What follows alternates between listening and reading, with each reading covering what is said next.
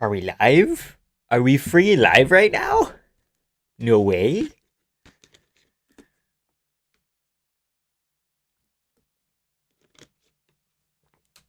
News for you. I wonder what Microsoft. What's the news for me? Military operations, astronauts, Michael J. Fox is alive. That's good. Love it. A lot of politics. I don't really care. That's news from 3 weeks ago. That's the Spider-Man trailer. Why are you feeding that to me now, Microsoft? The man, the myth, the legend. That is me, dude. That is me. Jason House wants to manage you? He wouldn't, dude. He wouldn't. He would never. Wouldn't happen, dude. I wouldn't allow it.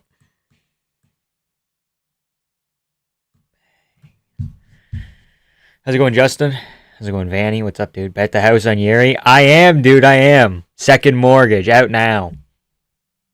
Wigga. That's crazy. You can't say that, dude. Massive update. Oh. Thanks, Instagram. That was a press conference. Come here often, yeah. It was a press conference. It happened. I didn't like Josh Hockett insinuating that Curtis Blades was involved in Pizzagate. I think that was less than ideal. Yeah, that wasn't very nice. But I do like Josh Hockett backstage hitting security guards with lightsabers. I think that was very fun. Vamp, I'll be your manager? Sick, dude. What's the percentage, dude? 25? This guy's up in the 25% range. What are your services looking like, dude? Let's not phrase it like that, actually. That makes it sound like you're an escort. What are your management services? Yeah, that's it. Carlos Oldberg. More like Carlos Oldberg. More like frozen like Elsa Carlos Iceberg. Gonna leave him frozen, dude. Yeah, that Pizzagate line was out of left field. Yeah, not very nice. Especially since it's Curtis fucking Blades. Blades just had no fucking clue what he was talking about. Yeah, I don't think a lot of people did. Paulo Costa called Mirzakhanov fat. That was sick. It wasn't Blades, but Natan Levy. Okay. I only need 15%. I annoy people in a pathetic way that makes people feel bad until they say yes. That's good. I like that. That's helpful. More like, oh, Tard got him. Yeah. Josh Hockett's the fucking feature fight. How did this happen? Dear Van Tyra, what happened? I heard it was like a leg injury, which is interesting Joshua Van-wise, but we'll see. I'm picking Paulo Costa as well. We're going Yuri, Costa, Hockett, Reyes, Landwehr, Pico, Kevin Holland, Randy Brown, I am not sure about. I think I'm going to pick Gamrot, but root more heavily for Ribovic. Suarez, Padilla, Gastel, and Radke. Yeah. Sadikov was supposed to be on this fight? Oh, no. And Benil Torres was supposed to be... Oh, no. And Kyle Dawkins rebooked... Oh, no. Andre Lima? Card just got pulverized. Hockett might not be very good at the WWE shtick, but somebody got to make things interesting at heavyweight to respect the effort. It's something, which is better than nothing, but it's still not much. Because, I don't know if Curtis is the guy you want to run that shit on. You can do that to, Walter Walker, because he'll, engage you, but Curtis will just sit there like a bump on a log going the whole fucking time, so it's rough. But I'm picking Josh Hockett.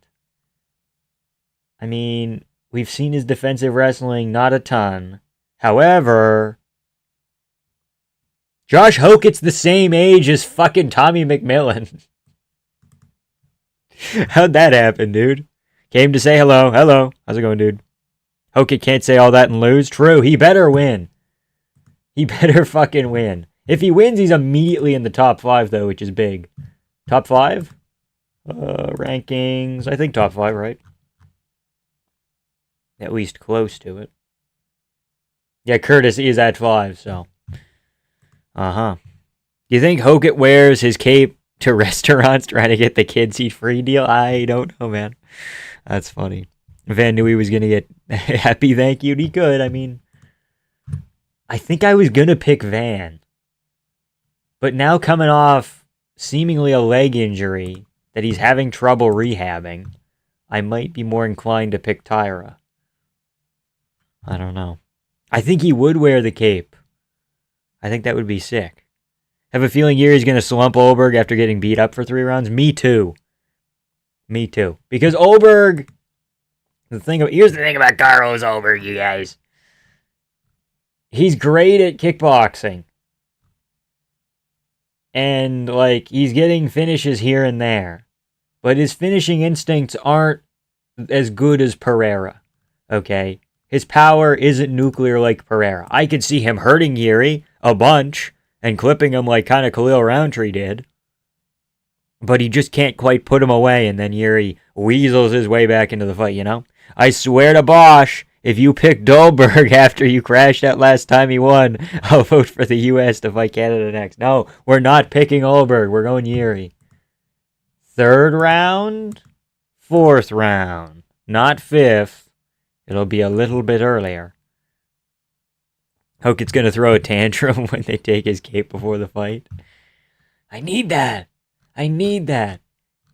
Dude, if Curtis Blades steals it like Marab stole fucking O'Malley's jacket, that'd be kind of funny. Be a little bit funny. Carlos Olberg. Like, I get it. He can cut angles and throw a left hook, but he couldn't finish fucking Fabio Charant. Little known fact about Fabio Charant, guys. I am slamming Yuri rounds 2, 3, 4, yeah. My cape holds my powers. Give it back. Hook does have a bit of a Cartman vibe. Oh, shit, wrong one. Hold on. Bang. Fabio Charant is 7-5 at MMA, and he's not very good, generally speaking. We're going to make me a little bit smaller. Oop. Shit. There we go. We're good. We're figuring it out. Fabio Charant, not very good. Okay, if we look at his wins here and losses. Alexa Kamor on the Contender Series. Can we please get rid of the fucking camera ads? Dear Topology. Fine, we'll make it work. Okay. So if we take a peek, kind of down here. 4-fight win streak. Alexa Kamor on the Contender Series. Flying knee, crazy. 3 wins against people that are kind of mid in LFA. Comes back, Von Flewed by Alonzo Menefield, who does not really have submissions. Finished by William fucking Knight. You know, William Knight? Man who just stands there menacingly, William Knight? Yeah. Stinker against Prochnow, he threw like 5 strikes. Crazy. And Olberg can't finish this guy. Chris Larson of Unified MMA up in Canada, and then he lost to fucking Rob Perez. Like, he's getting finished by everybody but Olberg. 1 decision loss in his entire fucking career of his 5 losses, and it's Olberg, and he can't put him away. And it's like, why? Why can't you put him away? What else were we going to look at for evidence? The Olberg-Ozdemir fight is surprisingly close. Again, around 30% of people on MMADecisions.com scored it for fucking Ozdemir. 30-27 is absurd. You can almost give Ozdemir the fight. I think you can actually give Ozdemir the fight, but it's close. It's real close. This fight happened in China. Nobody really watched it. But if you watch this fight, it's like, why isn't he doing anything? And why is he almost losing on the feet? You know? Draw with Blachowicz, pretty much. Because nothing really happened. And they just kind of gave it to Olberg based on, why not? We need a new contender and shit. So we gotta like fuck over Jan Blachowicz. Is what it is. Could have went either way, but like really nothing happened. So realistically, if we could score things accurately, it would probably be a draw. Vamp picks age like fart infused damp bread. No, they don't, dude. No, they don't. Just because I picked Chris Duncan when like 80% of people did, that does not make my picks bad. Okay? It's not on me, man.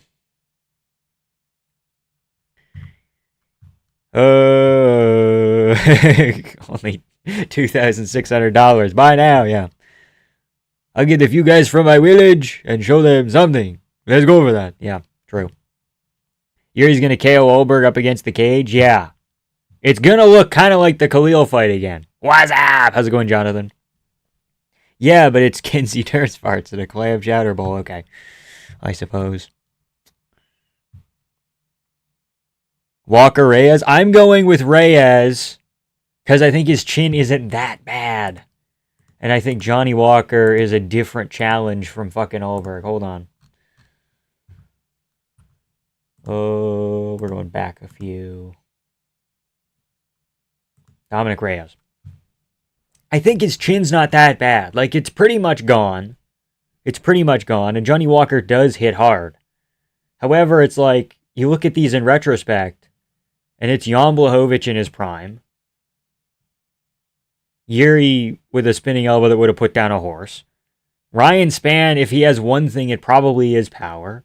He took okay shots from Jacoby and he was able to get past it. Anthony Smith was like a free win, whatever.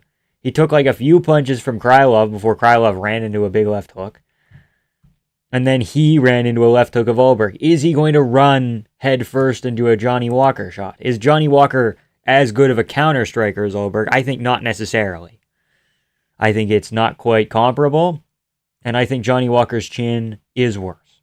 I also think if anyone's going to have the wrestling advantage, it's going to be Reyes. Now, he doesn't want to go into a flying knee or anything. That would be really shitty. But technically, I mean, the guy finished fucking Chris Weidman.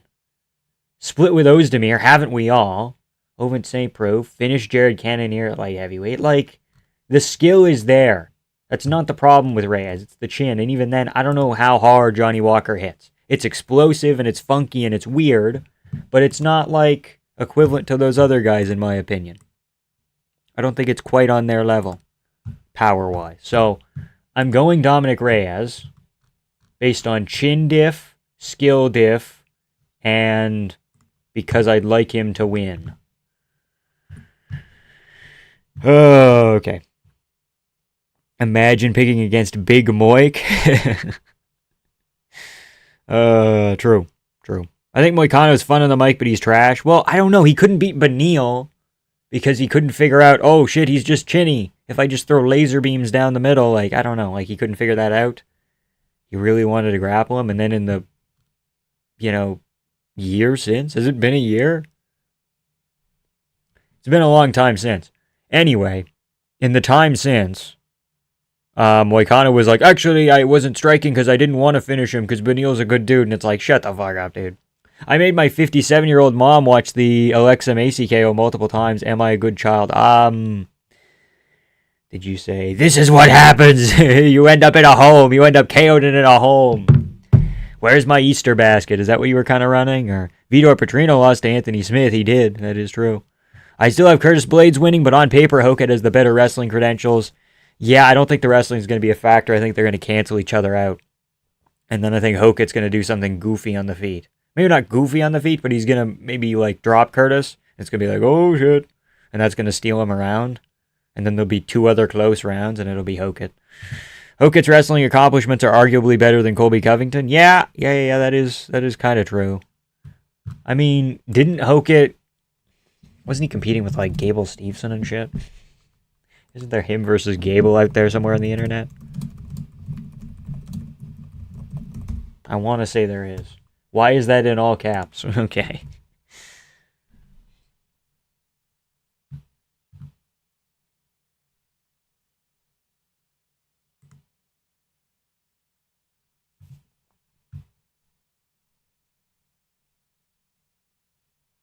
Maybe not. I don't know. I could have swore Gable Steveson and Josh Hoket had a wrestling match once. Maybe not. Oh! No. Oh. Oh. No. He lost to somebody, but it was like high level. Josh Hogan. It was like a name. You think Goldberg could hurt Yuri to the body?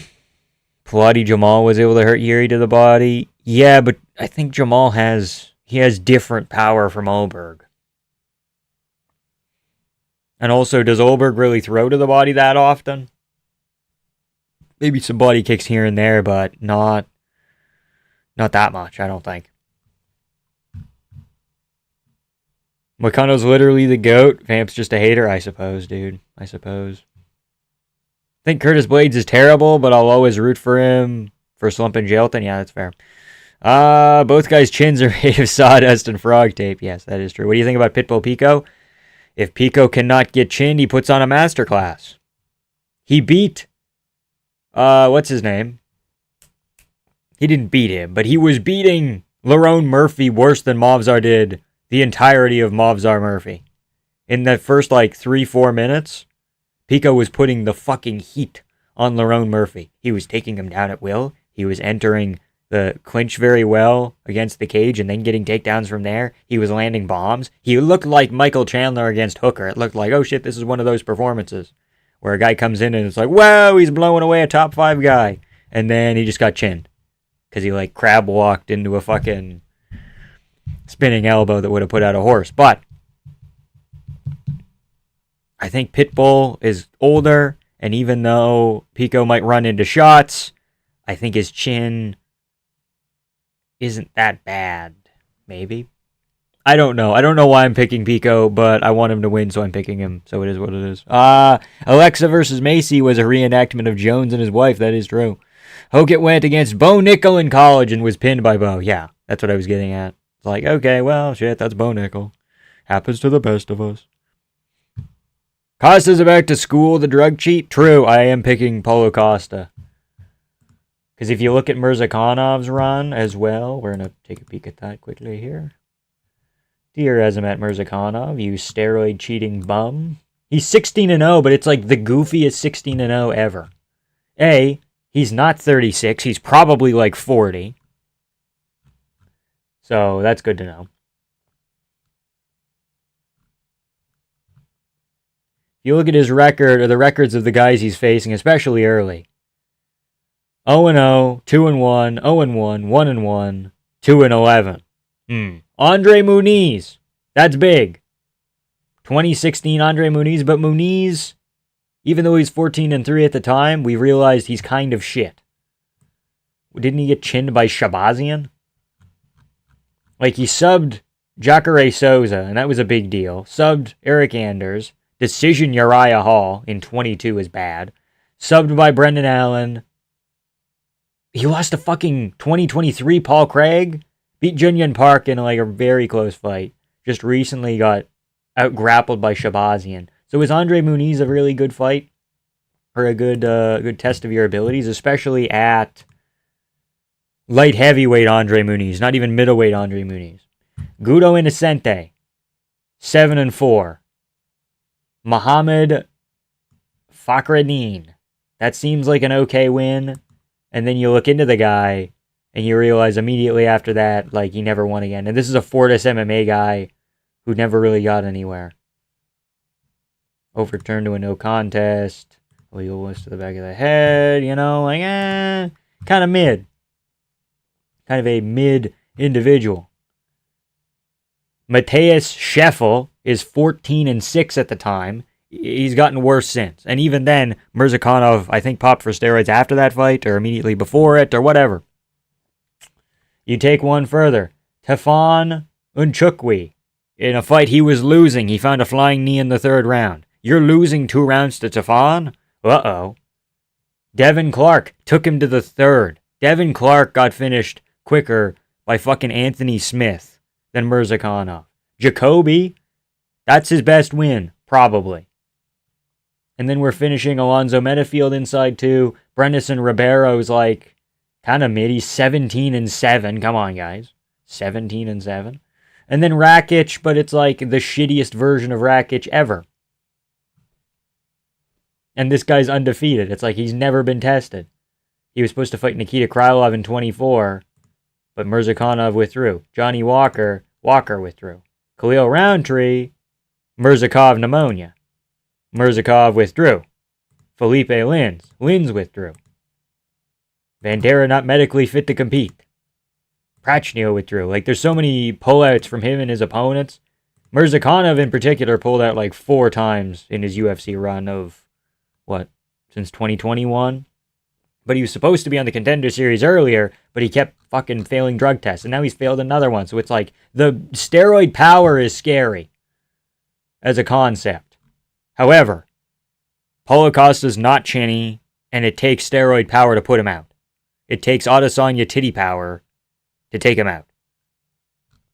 Mirzakhanov could have that, which is a problem. But out of all the light heavyweights for Paulo Costa to fight, this guy is not taller than him. This guy has similar reach to him. He's bigger, but he's not going to use his wrestling to, like, wet blanket Paulo Costa. Azamat Mirzakhanov, kind of tubby. He could be chinny to the body. And if there's one thing Costa's good at, it's spamming body kicks. He did it to Roman Kopylov. He outstruck Roman Kopylov. How much better of a striker is Mirzakhanov compared to Kopylov? I don't think it's that much.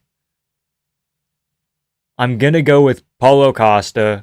He's going to steal rounds by hurting him to the body. I don't know if he gets a finish, but he's going to make it look kind of clear.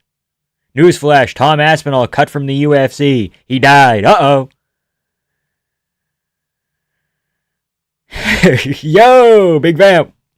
Who do you think they give Tommy next? Your favorite fighter. He said he wants on International Fight Week. That is July, right? So I think I already came up with a list. Did I already come up with a list? Who's even at featherweight? Hold on. Let's take a peek at the roster. Featherweights. I think you give him Ricky Tercios. I feel like that's fair. Tommy's already 28, so you gotta go crazy with him. And I think, again, Activian, I know you're chill with the guy or whatever, but I don't think he's great. I think there's people that are younger at featherweight that beat him. Myron Santos, Vallejos, Bashi. Michael Aswell probably makes it pretty close with Tommy Gunn. You could do Michael Aswell. That's an option. 1 and 2 in the UFC. Would you want to take him to 1 and 4? You could. Rahiki, they're going to give him a layup next. I don't think he's ready for a Jose Miguel Delgado, and I think they train together a little bit too. Ruchala is coming off that loss. Timing could work out, but Gabriel Santos, maybe. Bogdan Grad at featherweight's an option. Unless you want to give him someone who's older. Ricky Tercios. Ramon Tavares. I don't know. I'm kind of just picking out names here. Chepe. Chepe's 5-1 though. He's getting close to maybe give him ranked opponent, you know. Hyder Emil, 35, 3-2. That's a good test.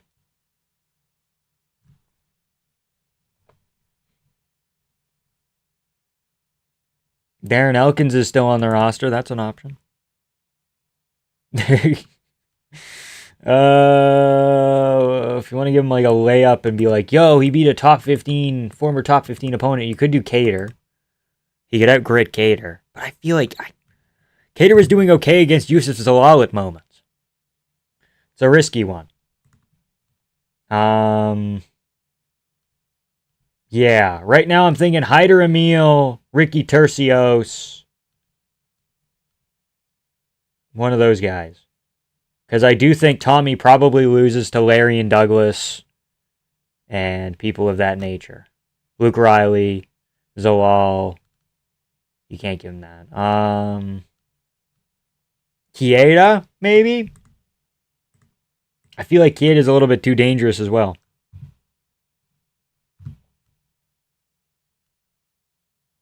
Roberto Romero? But Vallejos is 4 years younger. And he is, in my opinion, far better. So, yeah, I don't know. I think I like Tercios. I like that the most. That's who I would give him next. Vamp's Mexican? I'm not Mexican. Larry and Douglas would end Tommy? Yeah, probably. So we want to build up Tommy, I suppose. So let's see what we can do here. Is Ezra Elliott on his way in? I hear about him a lot and seems like really serious grappling threat. Just a lot of unknowns for all Tim's guys, but they all got crazy assets to help them win fights. That is true. But Ezra, he's not fully a Red Hawk guy. Ezra is like an MMA lab guy who trains at Red Hawk sometimes, and he hangs out with Tim and Sean, but he doesn't train there full time. He's not a part of their topology page. He's still a part of the MMA lab, Ezra Elliott. So, we're not going to fully count him. However, Ezra Elliott, pretty good. He was supposed to fight on April 4th. Tommy McMillan talked about that again in his post-fight speech. He said, oh, we got all these guys coming up. And it's like, not really. A lot of them are MMA lab guys, whatever. But Ezra Elliott was supposed to fight on the 4th, and his opponent pulled out like 5 hours before. So that sucks. But he's, what is he, like 8-0 as well? Ezra Elliott, 6-0. Last year in November, he has a amazing grappling game. He's very talented. Very talented kid. I think Ezra Elliott has more potential than Tommy. Generally speaking. So, is he also a featherweight? He is. Yeah.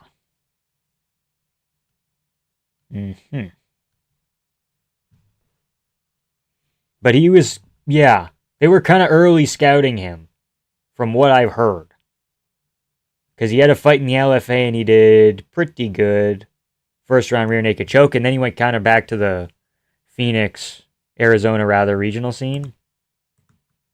So maybe one more step up to like an LFA and then over. Because if they're bringing Tommy McMillan over at 8-0, probably somewhere around there would make sense for Ezra as well. Josh Hokett is definitely Vamp's uncle. No, he never molested me, dude. Do not bring around the Josh Hokett uncle molestation ideas, okay? Don't even get that started, dude. Why is Yuri posed like that? Red angry bird with huge ass here. That Insta gif on the thumbnail. Oh, I don't know. It's just the first Yuri one I saw. What's Vamp's real name? A gentleman never tells. What was up top here? Azamat's 19. No. Is being goofy the best base for MMA? It's up there. Vamp, why don't you do steroids? They're too expensive. Pitbull belongs in the bin with Patchy Mix and Kaya Sakura. Nah. Dude, Kaya Sakura is going to beat Cameron Smotherman, and then he's going to be all good. Mirzakhanov looks like he sells counterfeit watches. That is true. People telling me that Mirzakhanov hits harder than Romero. I mean, he's a light heavyweight, so there's something, but he's a juice-head turkey. 2 literal confirmed and admitted test fails. Yeah, I know, I was there. I'm the one who tested him. He splashed a little bit of piss on me, and I've held the grudge ever since. Costa's knocking him out. I don't know about that. But could Azamat beat a chimp? That is a good question. Costa either looks good or he does nothing but get hit at range and do nothing like against Sean. Well, Sean's a shutdown guy. Sean shut down Adesanya, so he's going to shut down Costa. So he's going to shut down Uriah Hall. So he's going to shut down all these fucking guys, you know? That's how Sean's style works. Again, it's interruptions, it's constant bullshit. That's why it doesn't work against DDP, because he doesn't... He kind of didn't bite on the feints, you know?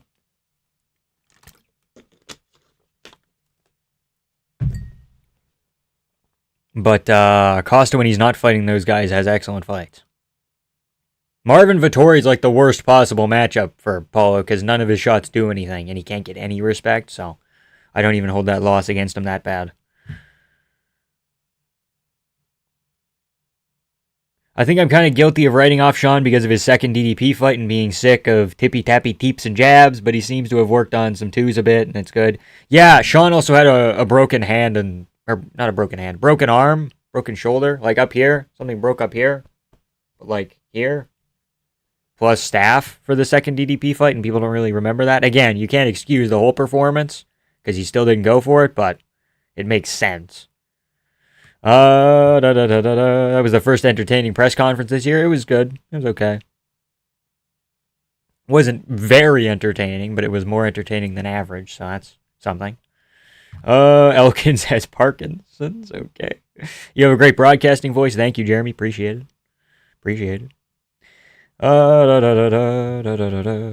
I could totally hear you announcing a baseball game or a radio show, and it's out of here. Oh, and the fan is throwing it back because he does not like a souvenir. It is tradition. I want to know who my favorite British YouTuber's picking. Who's British? No, Vamp's uncle's Kyle Nelson. That is true. That's a fact, dude. It's a fact. His name's Ray Syke. Ray Syke? Who is that? I better not be a pedophile. I'm not the only one who thinks Tommy McMillan looks like Tosh.0 back in the day, right? That's good. That's a good bit. I'm doubtful it'll happen, but I want to see Sean. But I want Sean to beat that inactive frick Chimaev so bad. Yeah, I suppose. I think I'm picking Sean. Vamp's roids are pretty easy to get in Mexico. Or Vamp roids are pretty easy to get in Mexico. Well, Ali Abdelaziz did have tons of Mexican steroids. Billy with the 10. Holy smokes. Won't be here tomorrow for the live stream, so gotta show us the goods tonight. Hit the bag, by the way, my son. Kevin Holland is going to put out Randy Brown. I think so as well. I was going to pick Randy Brown, but then I'm like, Brown's not durable, and Holland can hang out on the outside and go bang, up, sidekick, bang, you know, that bullshit. He can run the bullshit. And, you know, he just paid a bunch of money to get D-Rod out of jail, so now he's got to recoup his losses somehow. So that's like a motivated Kevin Holland, and then he's going to get it done. We're going to read a couple more chats, and then we're going to hit the bag a little bit. Vamps in Transylvania, that is true. What did they even do with Marvin? He's fighting Nurilo Aliev, the Moroccan guy with the weird hair. It's weird. And Brendan Allen is fighting Shabazian. And all four of them are Ali Abdelaziz fighters fighting weird ranked other people. It's bullshit. Is Guru a bit of a hipster? I don't know if he's a hipster. I think there's other words we'd like to call him, but I think he's cool most of the time. Acquired taste, obviously. Give him Gautier. See if the chin can be broken. You could do that. Gautier's a good shout. Vamp out here about to start a GoFundMe for Trayshawn Gore's children after last weekend. That is true. Dude, they need to go to school. We need to help the African-American children get educated. Fuck. I can't kick in jeans.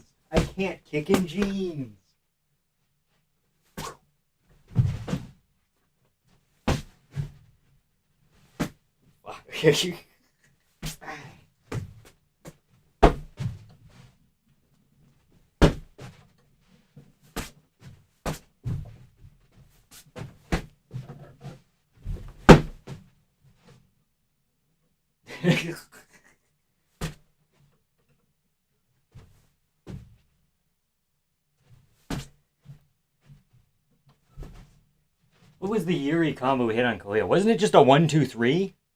Wasn't it just like he bounced a little bit? He bounced out of range. He went... And throw the body kick, obviously. That's where Khalil was kind of interrupted. And Yuri started fucking coming back.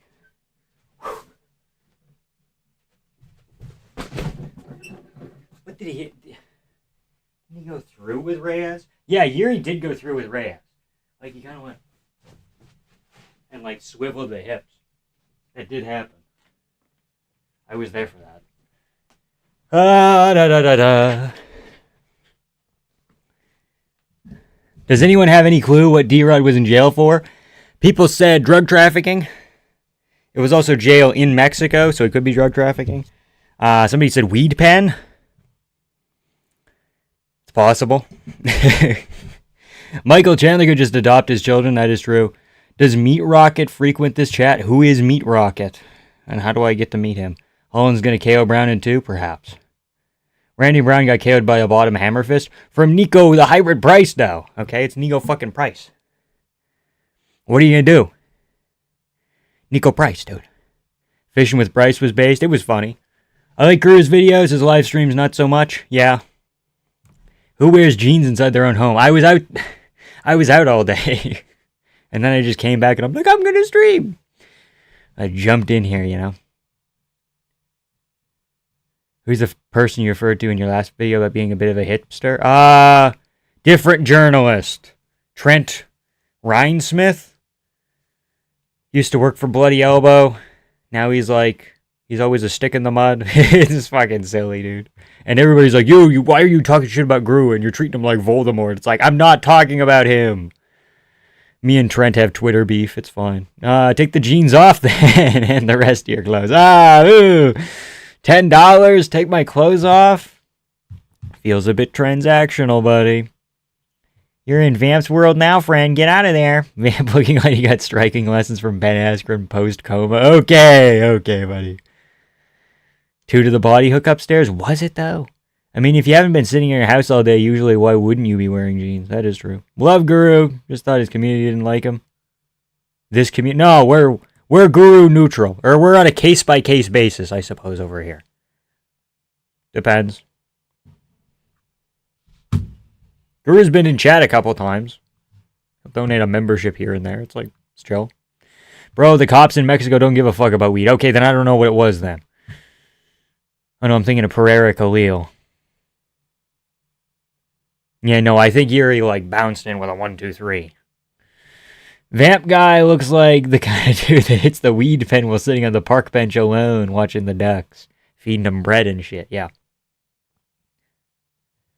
How do you not know who Meat Rocket 69 is? Well, he's like the troll version of Lazy Bed MMA. He's in most of the chats just like him. I don't even know who Lazy Bed MMA is, I gotta be honest. I've been happy enough to avoid them. Bro, you have 0 employment history? That's untrue, actually.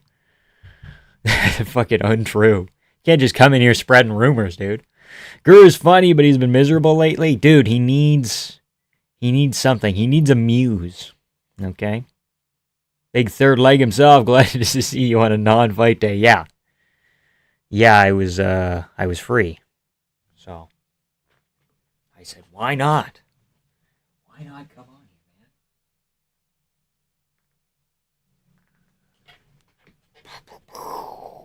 man? Now this guy's laughing and cheersing. What the fuck is a lazy bed MMA? What is a lazy bed? Scratch the MMA part. What the fuck is a lazy bed?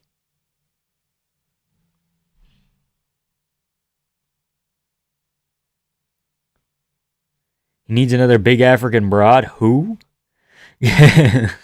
Case by case, huh? Where do you stand on celebratory maintenance wipes? I don't know what that means. Lazy Bed's a good guy. Do you know who Capoza is? Both of them are constantly watching all the regional MMA. Okay, that's cool. I know who Capoza is, yeah. He was doing stuff for MMA on Point, right? Capoza's Corner? Is that the right guy? How's it going, Billy? Have you seen Yuri Prohaska versus Carl Abrechtson? I suppose we can do some research.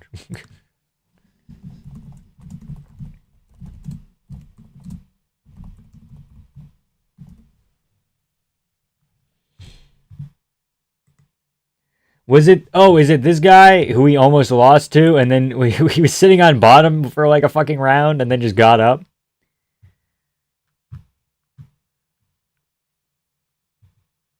Oh, Reich Lane MMA, bringing about the beautiful Drew Dober future? Okay, man.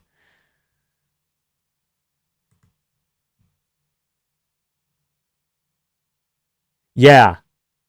I saw this fight a while ago, but it's been a while, but I've seen the finish again recently. Yeah, beautiful. Holy smokes. Welcome to Ryzen, dude. Holy shit. And you're telling me this guy loses to Carlos Ulberg? I don't believe you. It's a very Yuri fight, it is. It is. Is that like Ronin MMA or Red Pill MMA political slop with a side of MMA? I don't know. That's the one where he has no chin, isn't it? Yeah. Good ground and pound from Carl, but winner is I. Yeah. Yeah, he was taking ground and pound, headbutting the dude. Yeah, he was. Yeah, headbutting the dude's fist and then just decided to intro. A maintenance wipe is when you wipe the swamp out of your crack midday outside of going number 2. Guru insists this is normal. I wouldn't make a habit of it, but like, if it was like a really shitty hot summer's day, maybe twice per year, I could see that where I'm like, But I would rather just have a shower. I would rather just quick shower off than like a single little wipe or something. Blue Fruitopia is literal sex, that is true. All Fruitopia is sex, dude. Get out of here. When you go to McDonald's, you gotta go red Fruitopia, orange Fruitopia, iced tea, and it tastes like fucking gummy worms, okay? It's my tip for the day. Keep up the good work later, guys. Thank you, Jeremy. See you around.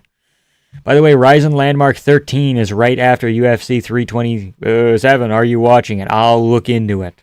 I'll think about it. Because I'm streaming for like 6 hours straight, and then you're asking me to stream for another however many hours. And also pay the Japanese people to put up stuff. So, we'll see.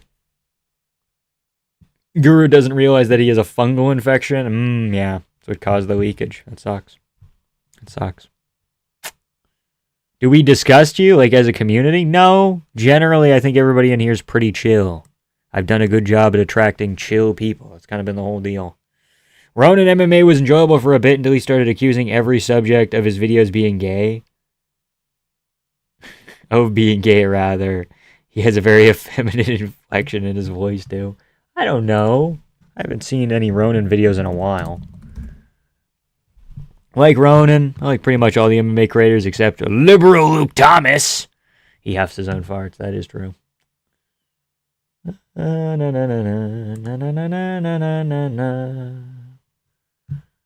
What's he up to? The judge, jury, and executioner of MMA YouTube. I don't know. I just think his fucking thumbnails are kind of gross to look at.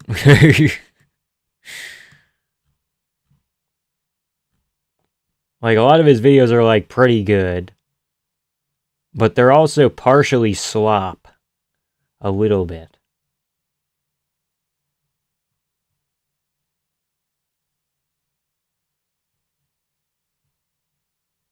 Like, you gotta talk shit about Moneyberg. That's really funny.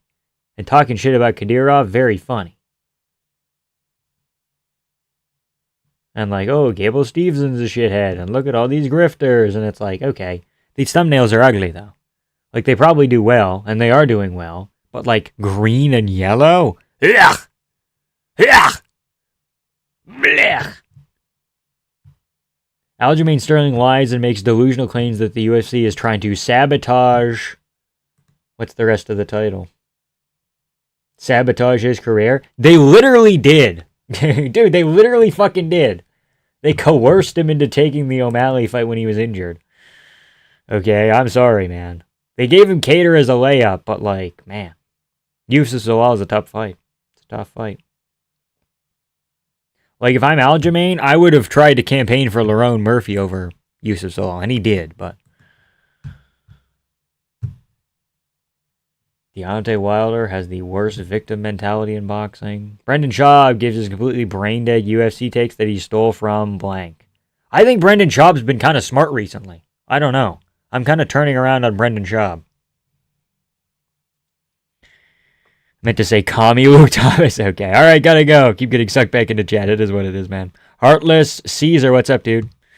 George with the membership. Holy smokes. Hey, Legs, how are you this Thursday? Good to see you back in the grind. Yeah, we're trying our best. We were going to work today and get a video out again tomorrow. We were kind of going to try to do back-to-back bullshit, but it is just not working. So, probably video Sunday. Alright, this video might get moved to like Monday, Tuesday, and we might do like an immediate reaction. If Yuri wins, we might just rant for half an hour and post that for Sunday, and then push something else back to like Monday, Tuesday. I don't know yet. Don't lie, you've always been a Brendan Schaub defender. You're right, you got me.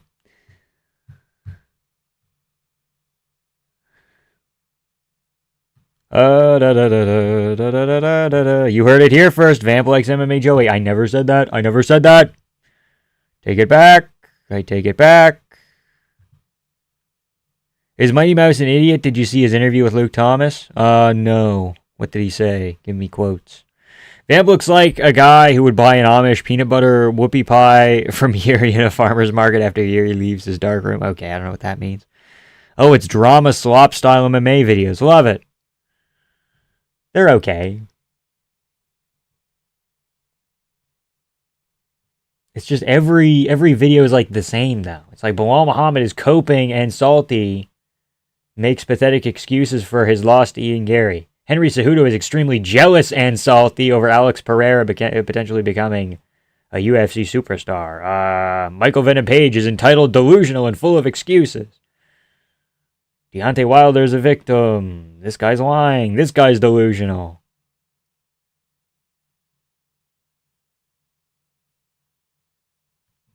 You know? I'd pay money to see you wrestle the shit out of Weasel MMA. We don't know how big that man is. He could be 500 pounds. I'm not wrestling a 500-pound man. I'm not wrestling Brendan Fraser's The Whale. I can't do it.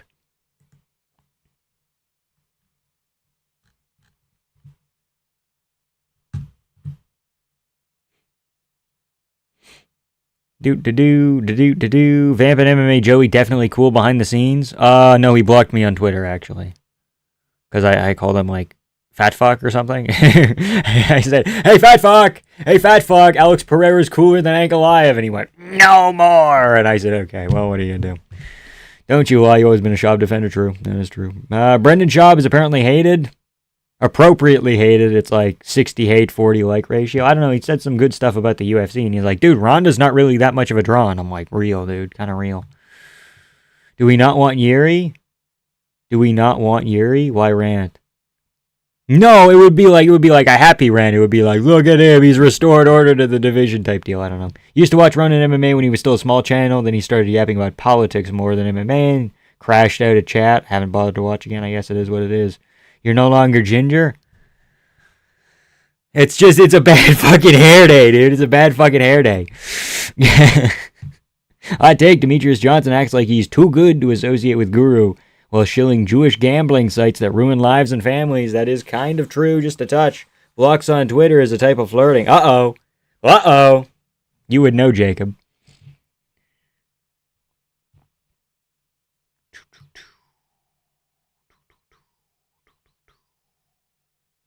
Just be honest, he said he loves MMA Joey, I suppose. Brendan's fine. He's given so many people jobs.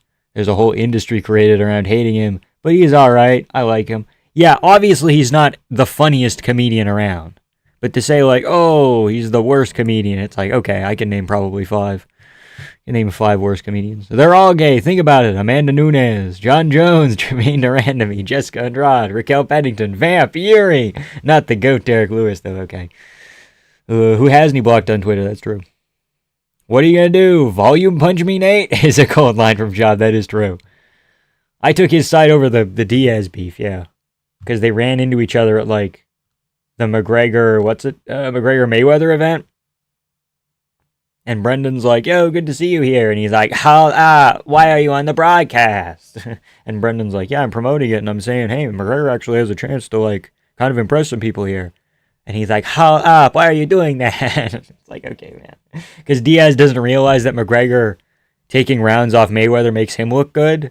He just hates McGregor that much, which is silly. He posted, Brendan Fraser's the whale. Had to stop mid-sentence. Weasel had one video up a while back on IG hitting a spinning back kick on the bag. He's a twink. Dude, twink on twink violence. I beat his ass. No freckles either, fake ginger. That is true. How do you feel about Faithful Sheriff? I don't know, man.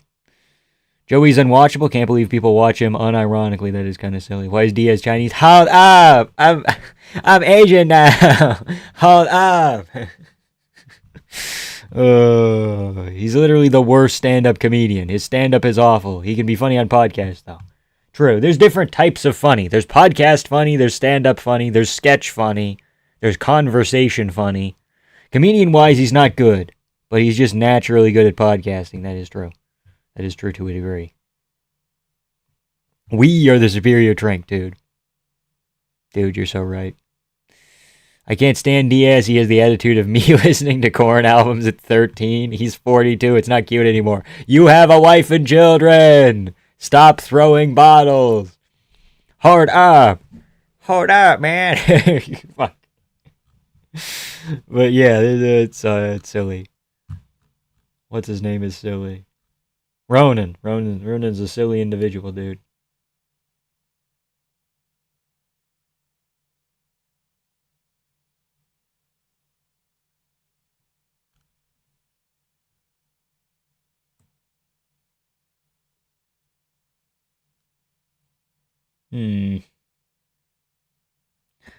Psycho Stu's still not in jail. That's funny.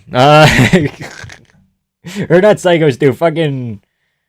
What's his name? Raja Jackson. Stu shouldn't be in jail. That's crazy.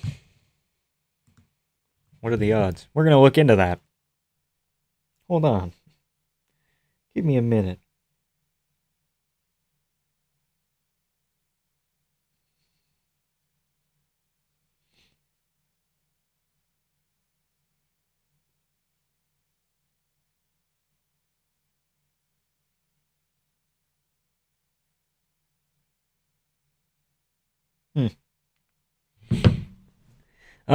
Diaz sounds like someone is always poking his brain. Okay. Opinions on Wellmaker versus Diaz? Is it a different Diaz or is it Nate Diaz? Malcolm Wellmaker Diaz? Is that what we're talking about right now? That's not a real fight. Please explain. Brandon's a great guy. Never met him. He's out on bail right now. Stu got arrested for surviving, yeah. Who wins in a battle royale amongst all MMA tubers and who gets eliminated in round one? Depends on what you count as an MMA YouTuber, you know? Because, like, Aspinall technically has a YouTube channel, and his content's okay. So you probably have to pick him, right? Right? You kind of have to pick him. But I don't know if I count MMA fighters as MMA YouTubers. I think we already had this conversation in the past, but, like, people who are like, oh, my favorite MMA YouTuber is Michael Bisping, and I'm like, really? Your favorite MMA YouTuber is Mighty Mouse? It's like, these people are on a different level, dude. When somebody says favorite MMA YouTuber, I'm expecting them to say Guru or Tracy or Bedtime or Che, you know? It's like, actually, an actual YouTuber, not a guy who's doing YouTube as kind of a side hustle type deal, you know? Guru wins if we don't count any actual fighters. Maybe.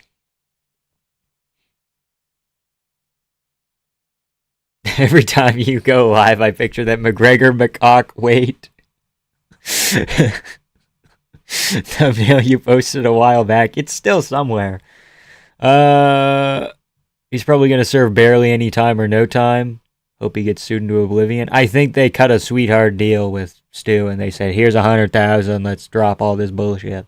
Probably. Wellmaker versus Juan Diaz off the Contender Series last year. He got that nasty elbow KO. Oh, interesting. Hold on. Juan Diaz. Oh,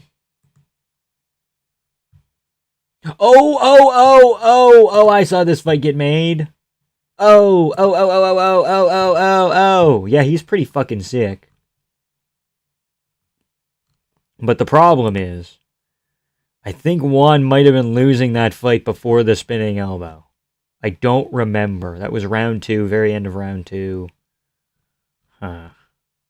Rodrigo Vera, that's not even a bad loss. Juan De Silva, not even that bad considering that time in his career. I think I'm going to pick Wellmaker because now we understand how good Ethan Ewing is. Right? We understand that Ethan Ewing is excellent and one of the better bantamweights on the roster. And he was also fighting up against Wellmaker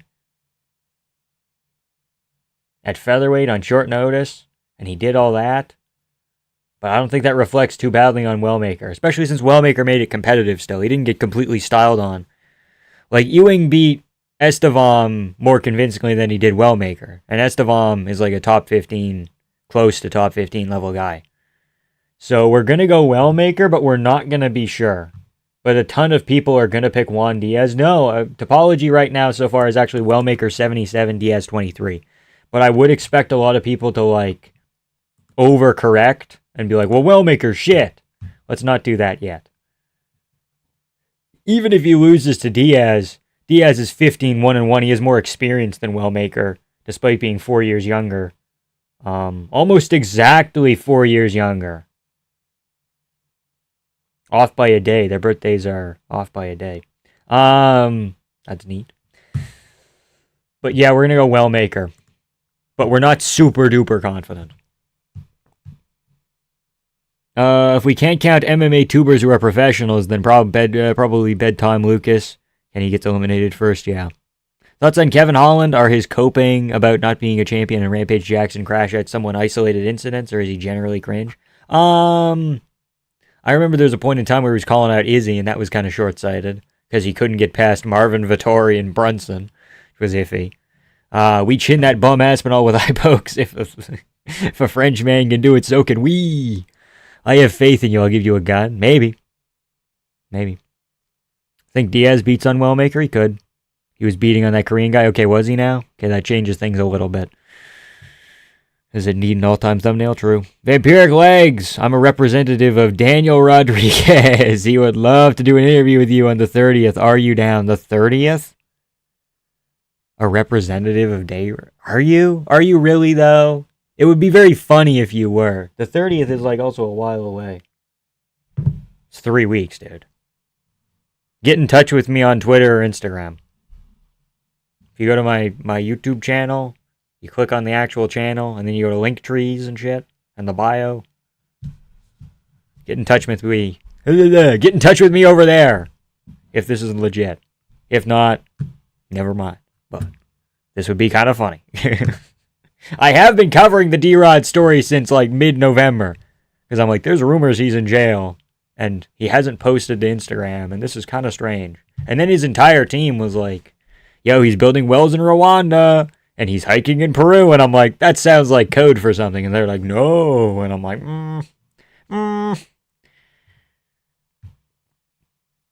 Who does Ewing fight next? I want one more before the top 15. So,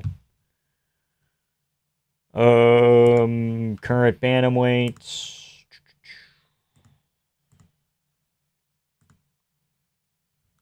Maybe not with, like, a losing record, but,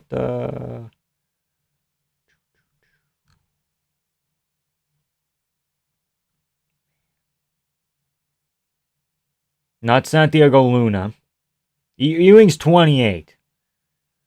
Vince Morales, no. Jean Matsumoto? Could do Ewing Matsumoto, that would be a sick fight. Brady Highstand's around. David Martinez feels like too much of a step up. Elijah Smith's another prospect, so maybe not him. Urseg's booked against Tim Elliott. Rinya Nakamura? I think he's already booked, actually. Maybe. Damon Blackshear. Daniel Marcos, maybe. Victor Henry is trying to fight Bryce Mitchell. You can maybe do Victor Henry. Not a Basharat, not Jourdain. But, like, if they booked him against, like, Montel Jackson, I would pick him, but I think we just need, like, one more fight. Montel Jackson's fighting Hani Barcelos anyway.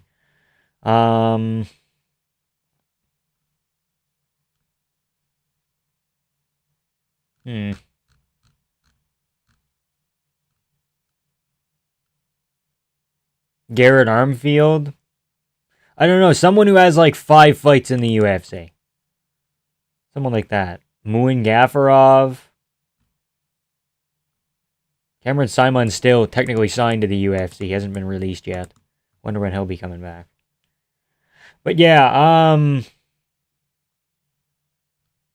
I like John Matsumoto.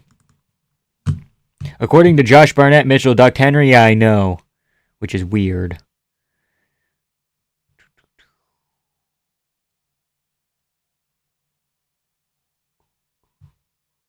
Honestly, give Ewing 5 to 10 to 20 cans to annihilate. Let's see how good we can make this guy look. I want to see him cruise more rounds flawlessly like he did last second round. True. Be pretty neat. Did you make a prediction for Pereira gone yet, or is it too far away? I need to see how Pereira looks at heavyweight, because right now he looks a little bit flabby, but he's also like just starting camp. Whereas right now people are like, dude, Cyril Gahn looks jacked. He always looks fucking jacked. He always looks in shape. I think I'm going Pereira, but ask me again closer. Wellmaker's a bit of a check left hook merchant, but I see him being like Darren Till, not amazingly skilled, but able to compete with skilled guys. Yeah, I can see that. I can see him being like a consistent top 10 guy and hanging around, but just never getting that top 5 real opportunity going. Kevin Holland is astroturfed. Okay. He's overrepresented rather and glazed for a 50-50 unranked bum that has no ambition. Yeah, I don't really like that. Representative of D-Rod? Who is it? An ice cream cone? Okay.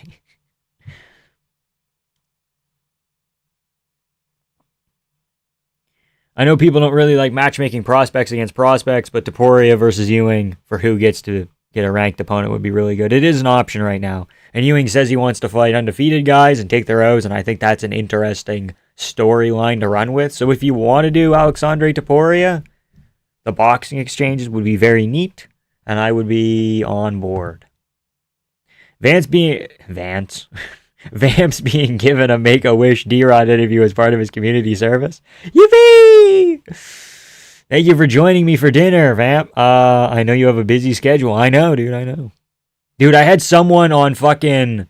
I was playing UFC 5 last night, and I had someone message me being like, dude, I love your videos, and it's so fucking funny. That's happened like 5 times now, where I'll be playing UFC 5, and I'll beat someone, and they'll be like, yo, I love your videos, man. Okay, and I'll be like, yeah, thanks, dude. It's crazy. It's a crazy experience. Diaz was training with Santiago Luna and his boxing coach. Isn't that Jason Perillo? Uh-oh. Maybe this Diaz fellow isn't always cracked up to be. I'm telling you, Vamp, he was building wells, just not in those places, yeah. Building wells in the yard. When is that Jake Paul card on Netflix again? You mean like the MVP MMA card? That's in May. May? June? May? When's the Arnold Allen Melky Costa card? Hold on. It's on the same day as that. May 18th is the Netflix card. Jake Paul's not on it, but he's kind of a part of it. It's weird. Basharat too good? Potentially. But I also want to see him against a different guy. Just realized D-Rod can be used as a euphemism for cock. What a horrendous nickname. I suppose it can be. I didn't even think about that. According to Josh Barnett, Mitchell Duck Henry. Yeah, I already read that. Did I already read that? Or did you type it twice? Or did I just read it once? Okay, that's on me. They were hyping up Rinya Nakamura like crazy in 23. They were saying he was going to be a world beater. Then he went to a decision with Fernie Garcia and Carlos Vera. That is true. Ewing is the Nate the Train we deserve, dude. True. Guy got sat down by Taco Bell Tuivasa. I think Alex sleeps him stiff. I think he could. Ask me again closer. Bro wants you to get up close and personal with it. Yeah, true. I do. Barnett on Ozempic versus Tuivasa, 13 shoeies deep. Dude, Barnett easy. Actually, Alexandre has 1 loss. When did that happen? Alexandre Topuria. Alexandre Topuria. Alexandre Topuria. Do. Was it like his first fight ever? And he ran into a brick wall. And he's like, oh no, the Spanish Inquisition. Ivo Ivanov, he got fucking chinned, did he? Let's see here. Ivo Ivanov 4-0, retired in 2017. Yeah, that's not fair. Doesn't count. Alexandre fought in 2015, and then he fucking basically retired for 6 years, and then he came back. And now he's Topuria's brother. Well, he always was, but now he's super duper Topuria's brother. So,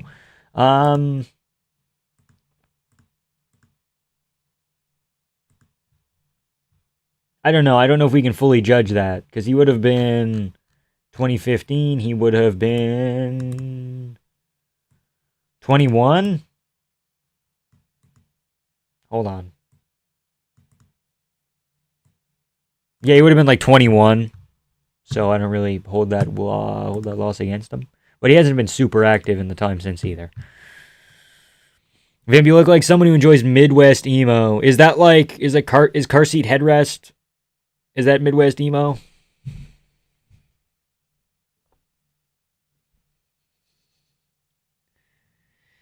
I'm pretty sure they would be considered Midwest emo. Hold on.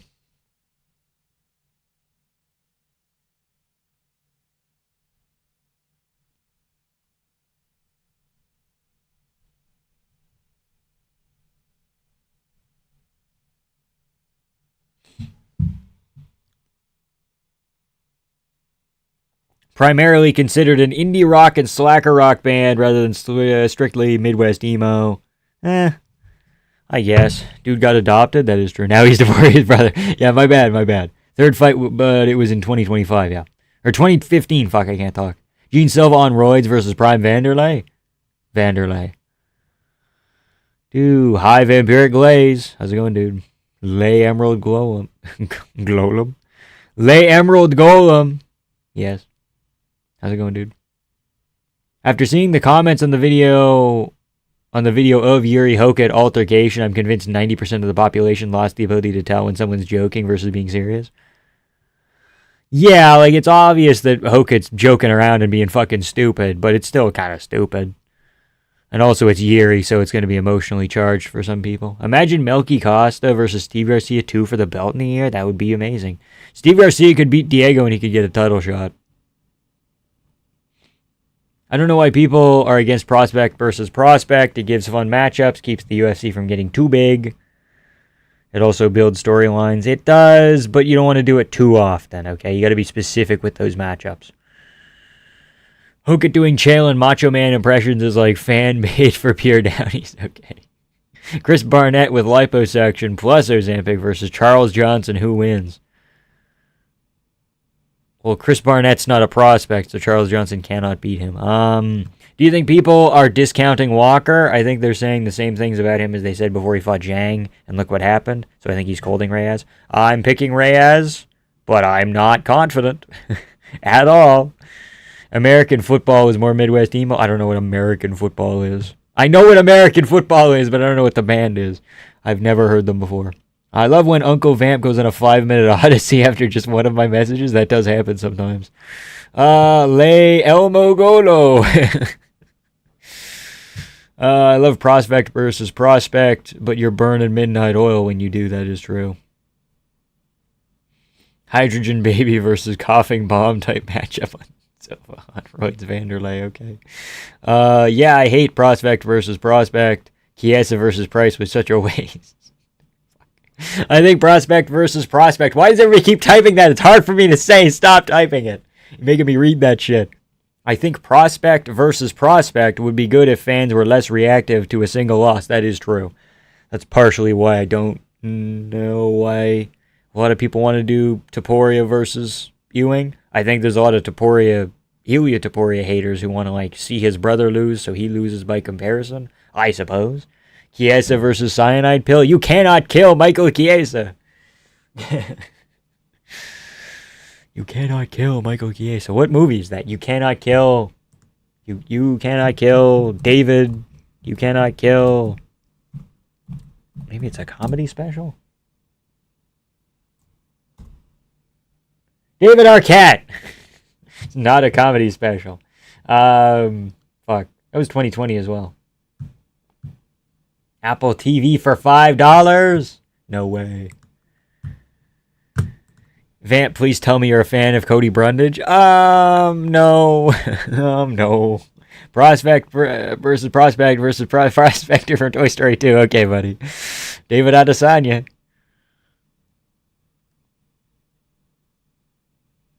What's DDP's brother's name? Isn't it like Nigel Duplessis?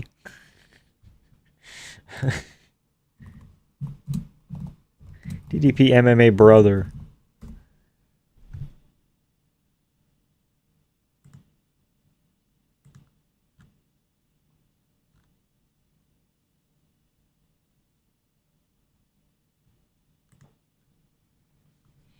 Neil, not Nigel. Sorry, fucking Nigel. Odds on Ewing getting a Van Kavanaugh shut up the rankings and fighting Corey. Oh, don't do that. Please don't do that. I don't think he would win. I think Corey's a little bit too much, but I'm hesitant.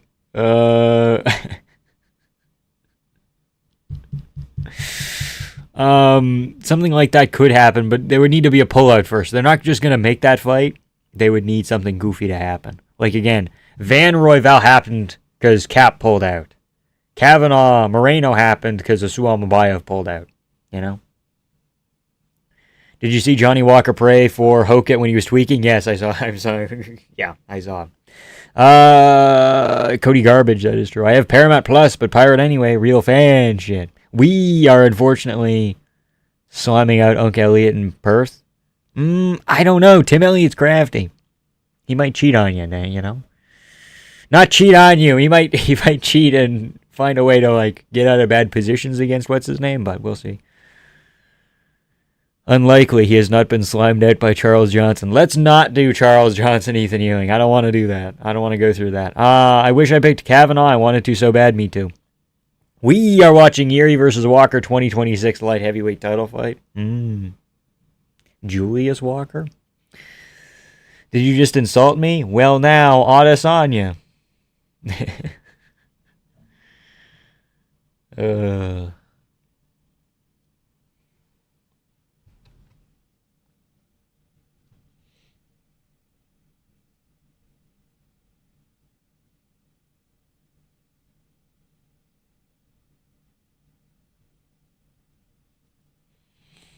As a Canadian, I disavow Mike Malott. We don't claim him. Disavow is crazy. Disavow is fucking absurd.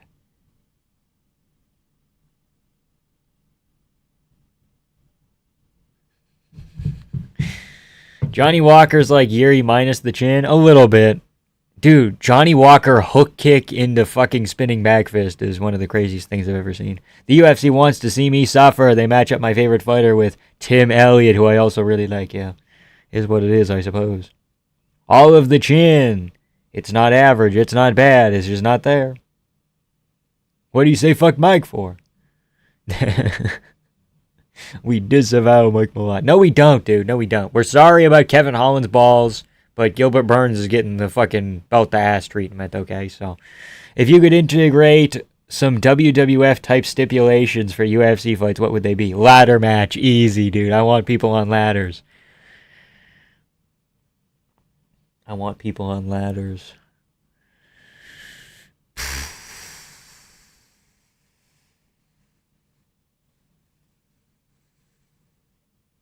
Give me first blood matches. Hold on. Give me Gauntlet. Give me Turmoil. Give me Tag Team. Grounded head kicks? That's not a stipulation. Hell in a Cell? Already have it. When will you transition to daily tier list uploads? We're doing a hybrid right now where we're going to alternate between a high quality video and a video that's kind of just me talking, but it's still edited a little bit and it's nice and it's concise. And it's not too long.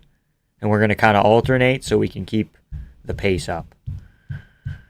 He loses to Neil Magny when he does 3 nut shots in a row. No. He did not lose to Neil Magny. That was actually mirrors and shit, you know. Custody match? Dude. Custody of Michael Chandler's children match? Come on. Yuri and an I Quit match? John Jones hiding under the ring like Hortons. Fucking John Jones hiding under the ring like Hornswoggle. Have you ever seen King of the Streets? MMA in easy Europe with 0 rules. Very interesting to see which illegal moves are actually effective and which aren't. Fucking hard to watch, though. That is true.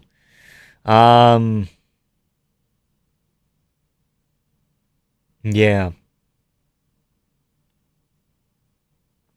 Bra and panties match? It's already what it is, dude. Come on. I witnessed his death against Magny in person. That did happen. He didn't die. It was mirrors. He was like Mysterio, dude. He's like, and Neo Magny doesn't have custody of his children. And then he died like Magneto. Or not Magneto, Mysterio.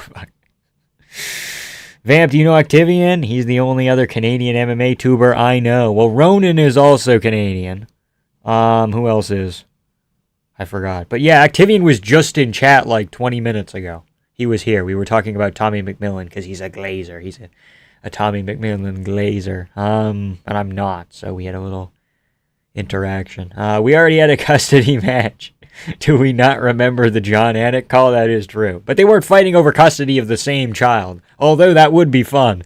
But no, Ariel is technically Canadian, I guess.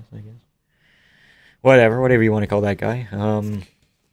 Somebody else is too. Who is it?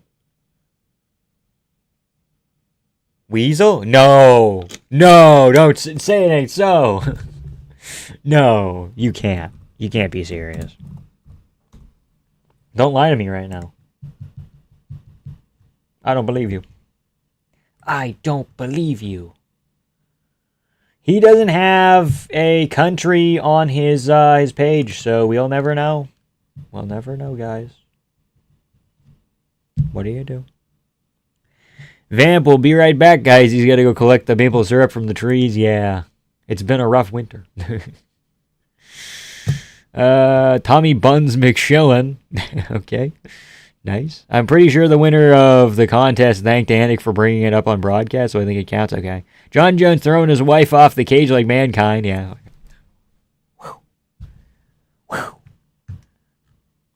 And then picking her back up and putting her through it, too. John Jones Road Rage. I should have made a video. God damn.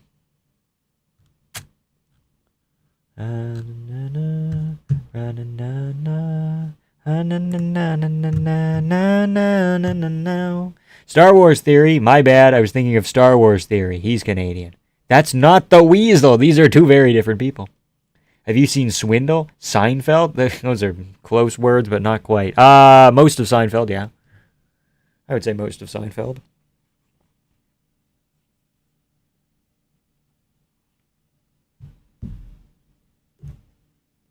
I saw a video of how many wives are needed to beat John Jones, and he commented on it. I did see that, yeah, and he's like, y'all are crazy. He didn't say, yeah, like, y'all are crazy. Something like that. It's like, okay, John. It happened. It's real. John threatening to murder the ref for asking for a pee test? True. John threatening to murder his family for wanting to spend quality time with him. That happened. Thoughts on Mansoor Abdul Malik's amazing UFC Dana White Contender Series resume? He's not that good, and he keeps betting the over 2.5 for himself, so he's going to get in trouble. Didn't he just lose to Belgarui, though? Isn't that Mansoor Abdul Malik? Also, his run was, like, kind of fraudulent because he couldn't beat fucking Cody Rundage. Hold on. Mansoor Abdul Malik. There it came up. That's good. He's an extreme couture guy, dude. You cannot trust him. Yassine Mansour Ibn Abdul Malik. That's a long-ass name. The guy is also the same age as Tommy McMillan, which is interesting. Oh, no, it's MMA Masters. I could have swore he was an extreme couture guy. Maybe he just trains there sometimes. Tricoli, Klein, Todorovich, rather. Wes Schultz. Who beats Wes Schultz like that? Cody Brundage after a fucking headbutt got overturned. Like, goddamn, dude. And then you lose to fucking Belgarui. Come on, man. Delaware. Yeah. Mansoor is crazy. John Jones legit said, just showed this to my wife and she laughed at the Wives versus Jones video. Yeah. Are you interested in training any martial arts, or why watch UFC and not train? What are you saying? What are you trying to say? I'm a busy guy.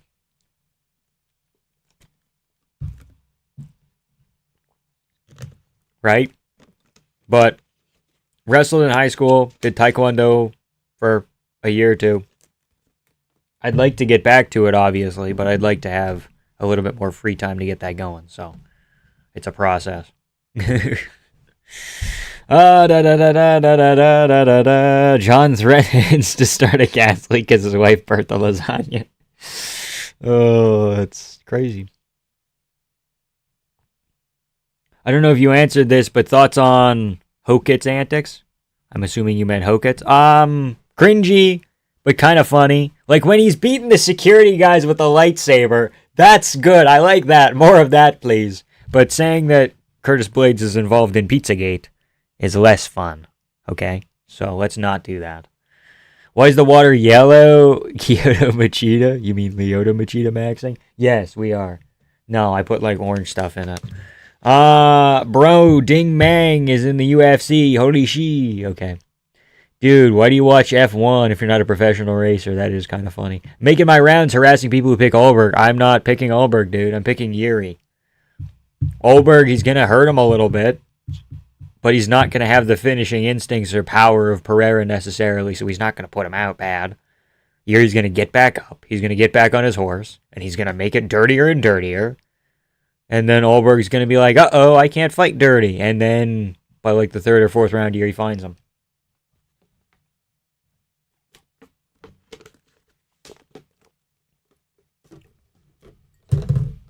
I'll throw that on the floor, I guess. Marcel just announced Ding Mang Jones. Sorry, Ding Mang Jose Henrique Silva. Okay. I'm just wondering about the perspective of fans who watch MMA but don't train.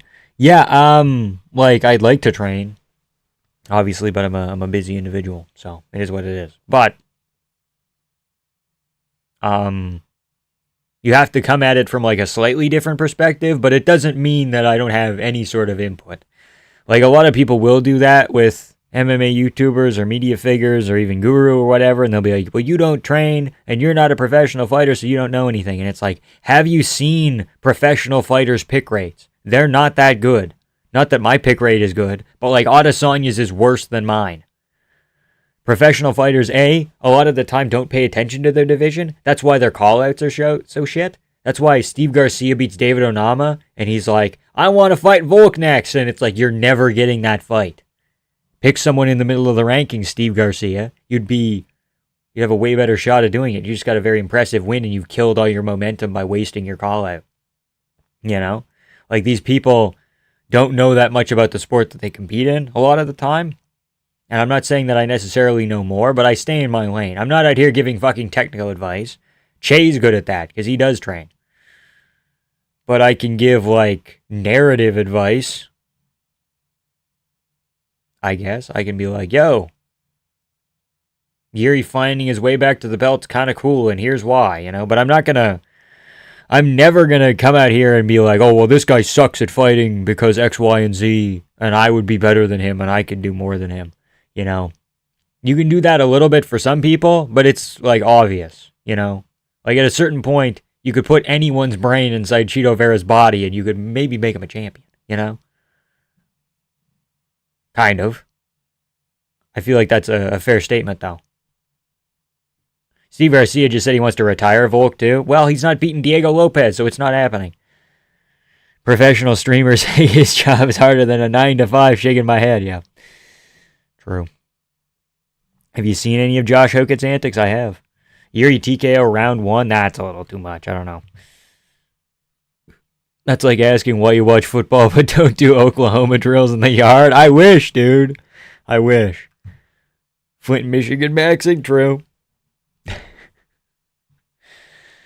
Vamp's so good at drinking grape soda he doesn't even train. Yeah. Yeah. Vamp, how are you not excited for Ding Mang's debut? Who the fuck is Ding Mang? And why does their restaurant sound delicious? You mean Mang Ding? 1-1 in one championship? And I'm supposed to be excited for this guy. Lost in the Contender Series, fought in Uriah Faber A1 Combat. He's fighting again in Uriah Faber A1 Combat. Am I thinking of a different Mang Ding? How many Mang Dings are there? Ding Mang Jones. No? What is this guy's fucking name? Who is this fucking guy? Is he a welterweight? Am I getting... Who's fucking with me right now, man? Seems like he's fighting in A1 Combat as of 2 seconds ago. Unless they didn't put it on Topology yet. That's possible. You could have pulled out of that. Okay, I don't know anything. Many sports analysts aren't professionals or even recreationally good at their respective sport. True. Laura Sanko had 2 fights. Good for her. My pick rate on topology is like 64, I think, yeah. Below's YouTube's like, if the striker strikes, he can win. But if the grappler grapples, I think he's gonna win, yeah. I don't know why I turned him into a hillbilly. Thanks for that good answer, not questioning your knowledge of the sport. No, my knowledge of the sport's dog shit. Which is what keeps you interested, because for me, a big part of it is what I want to do myself. Okay, that's fair. That's fair. Mudang? Okay, the Hippo has not been signed to the UFC. He's 35 rather than 9, okay. Got beat up in his last fight, he's going to be mending his wounds for a while, okay. Lil bro, it said your stream was off. No, it's not. Nuh-uh. Just been training but hoping to start competing this year. That's sick, dude. Sick.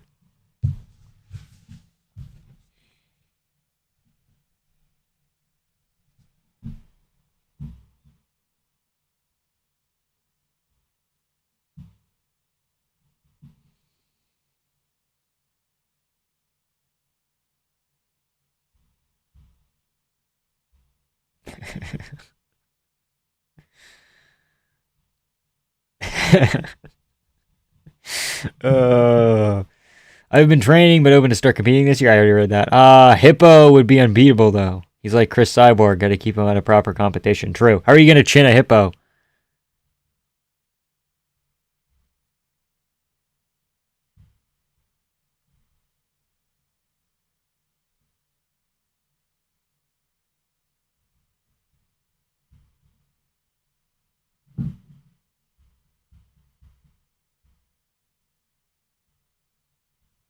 Is Curtis Blades the most chill guy on the roster? I think he's up there. Bedtime vid. UFC fighters with the best fast food workers. Vamps vids. How many UFC managers are part of the Illuminati? Yeah. And here's some classified document secrets. Government documents, rather. Yeah, kind of.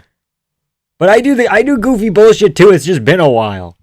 Because the goofy bullshit wasn't getting views. And I'm like, okay, well, I gotta kind of try and do something there. But I'm gonna do the UFC fighters I'd like to hug tier list. Soon. Impending. And we're gonna do like a Gordon Ryan video as well, I think. Because I think that'd be funny. Want to start training, but my fucking knee has been injured so long. Damn, this guy's got cruise knees. Booked the most racially charged pay-per-view card of all time. Are there any are there any black South Africans that we can put against DDP?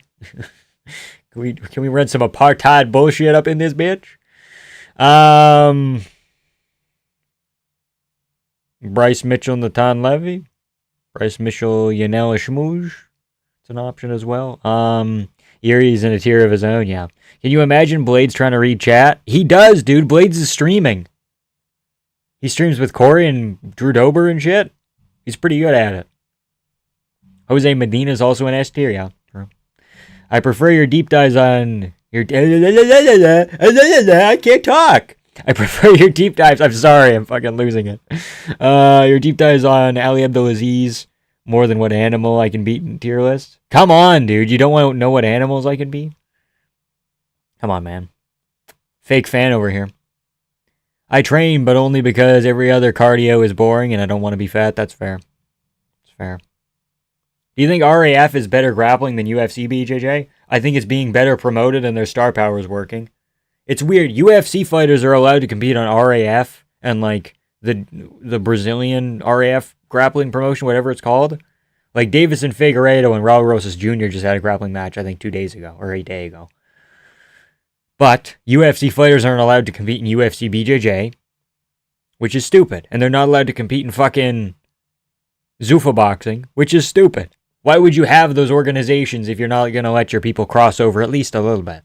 Like, that's part of the reason I thought they were doing UFC BJJ, was to be like, here, Tony Ferguson, here, let's push you into the nursing home, buddy, where you don't get concussed and you just get your limb snapped a little bit in jiu-jitsu. Calm down, buddy. Blade streams? Yes. I believe on Twitch.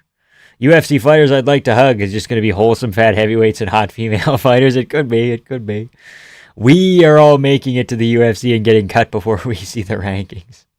Have you seen the Craig Jones cartel video? The intro's fire? Yes, I have.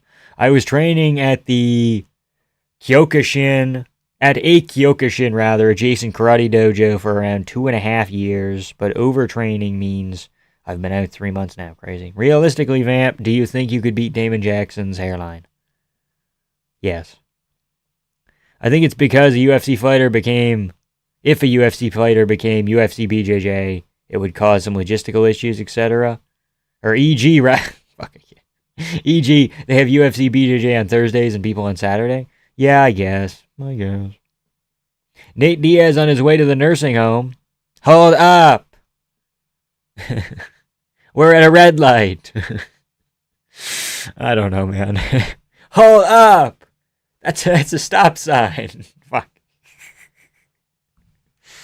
Oh, Nate Diaz. You beautiful boy. Beautiful, beautiful, beautiful, beautiful boy.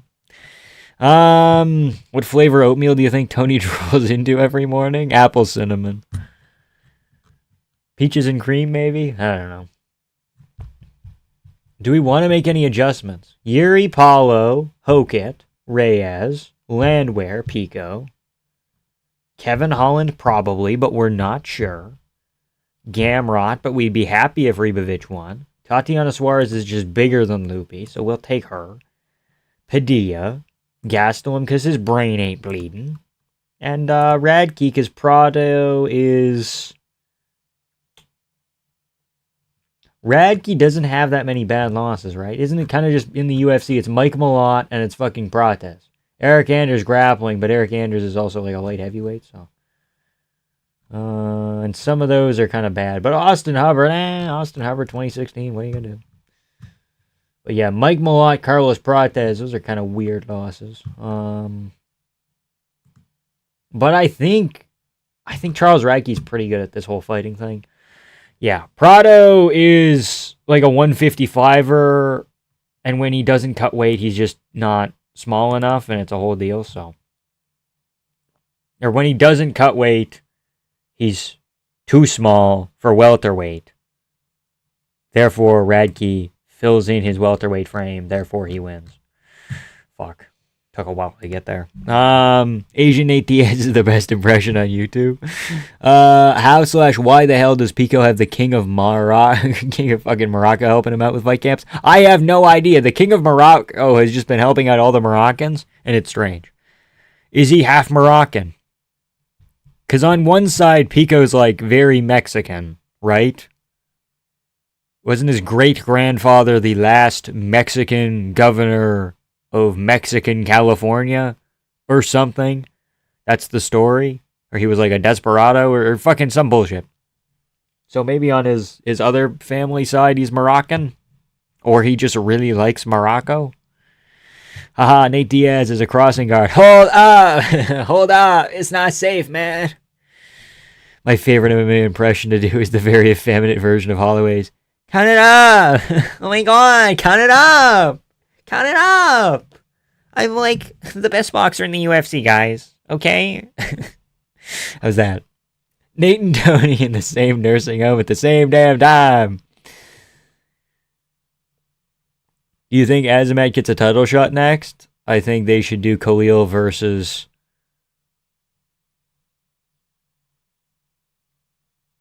him for number one contender. You could do that. Where the fuck is Magomed Ankalaev? Is he sitting out for a title shot? He might be. Brandon Schaub, the abortionist with his girl. That's pussy. Nate Diaz, the abortionist with his girl. Hold up. Abortionist is crazy. Yeah, but just because you're from a place doesn't mean you automatically make connections with the freaking king of that country. Well, Morocco seems like one of those countries where it's like, dude, we need good athletes. Where are our athletes that could show how sick Morocco is? You know? And the way that Kadyrov promotes Chechen people and gives them money and resources to train and shit. Could be something like that. Same with how Muhammad Yahya was getting money from his government. RDR wants to go to light heavyweight. I don't think he'll be strong enough for light heavyweight. His strength is already sus at middleweight. His strength isn't the issue. Strength will not be an issue at light heavyweight. He'll be cutting less weight.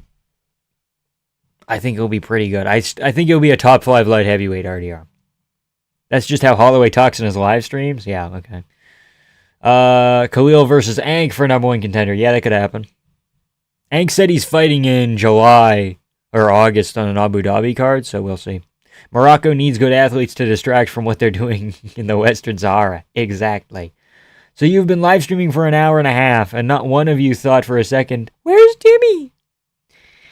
Where's Schmitty? Nobody cares about Schmitty, man. I made this stream huge. Aaron Pico went to my local private school, St. John Basco, rather.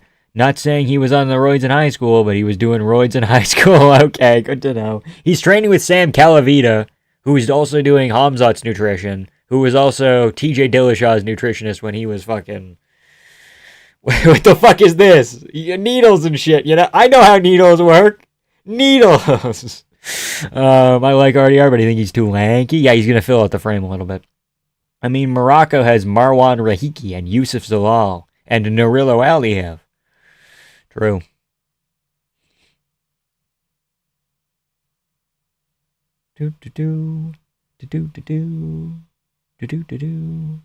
How is Trump even gonna find time to avenge the White House card? Attend the White House card with how busy he is invading Iran, Greenland, Venezuela, Canada, probably Cuba. I think he's called off Canada.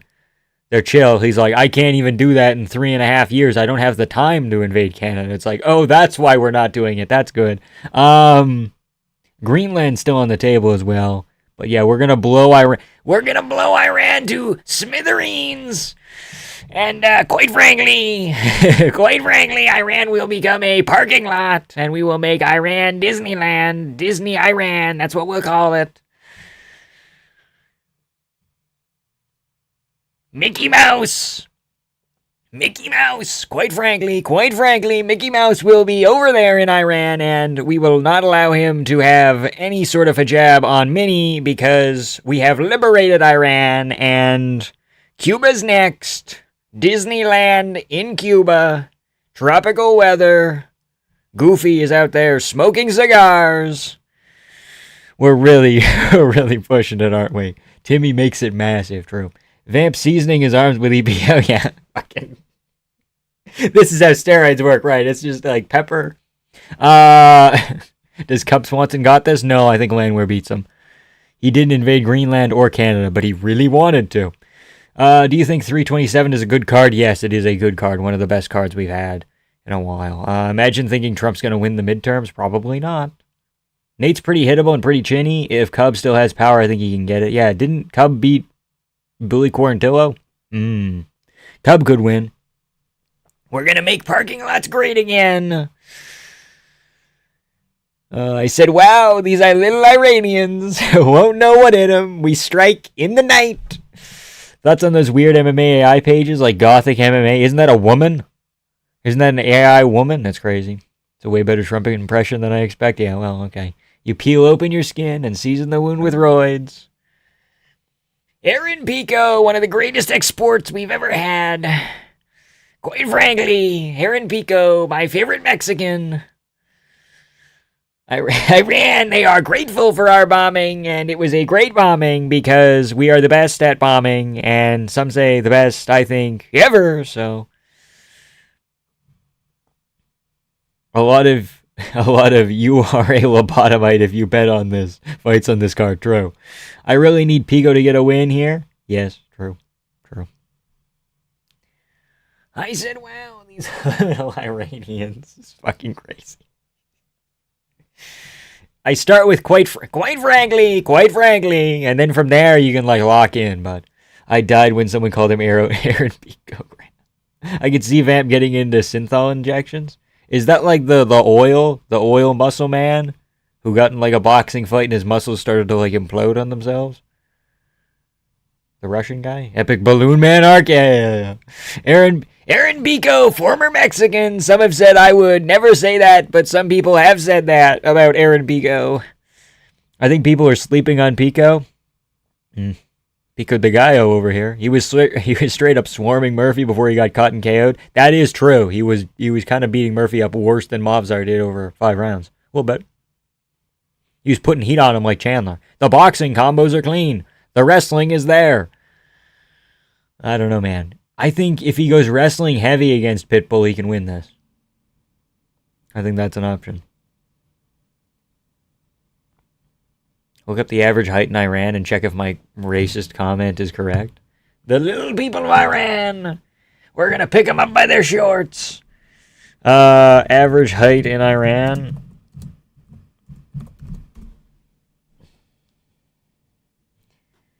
The men are 5'7" to 5'8", and the women are 5'2" to 5'3". Little gaffers, that's what we're calling them. I think Pico is sleeping. Still.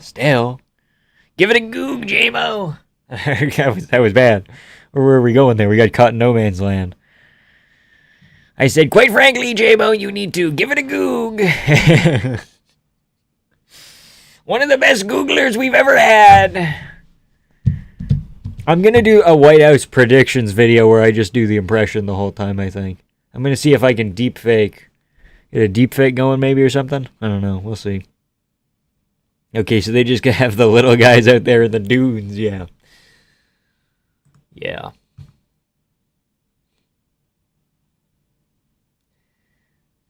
Welcome to Iran.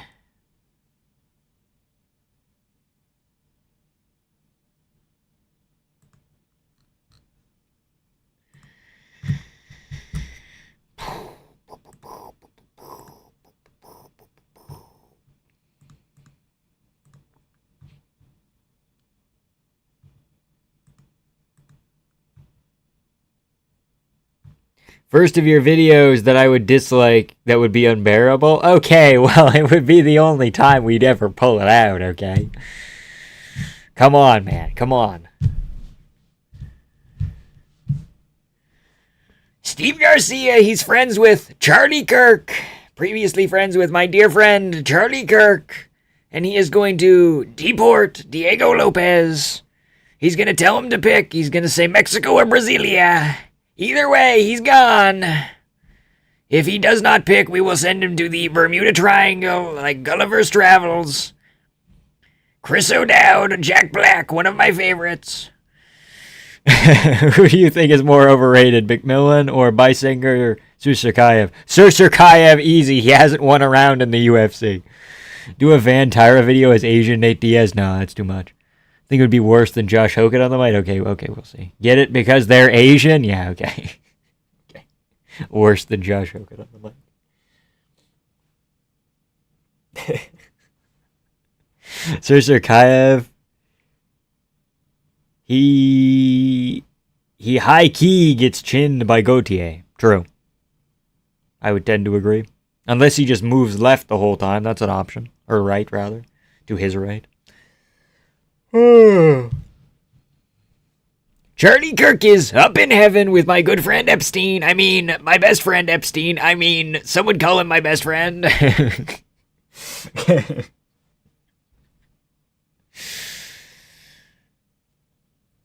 It hurts my throat too much. I gotta drink some water.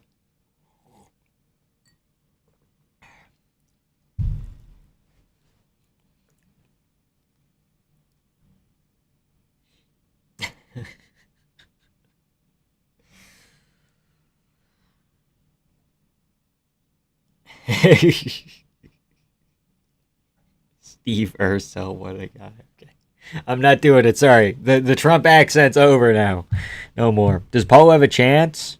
He does well against Southpaws. I'm picking Paulo to win. He has more than a chance. I think he should be the favorite against Azamat. Azamat is not a big guy. His wins are kind of overrated. He's 16-0, but most of those wins aren't great. Like, at least 8 of those people had losing records.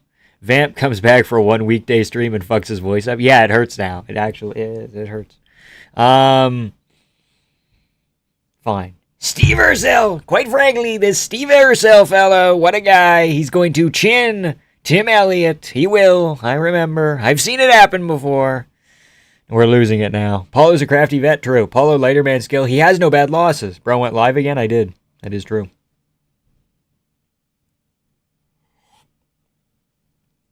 If Paulo can win with just a body kick, he'll win. If not, he'll lose. We'll see. I genuinely think Volker... I thought you were saying Walter Walker. Genuinely think Walker versus Reyes is going to be hilarious. Oh, it is. Oh, it is. Oh, it is, for sure. Reyes could wrestle, and that could make things interesting, but no.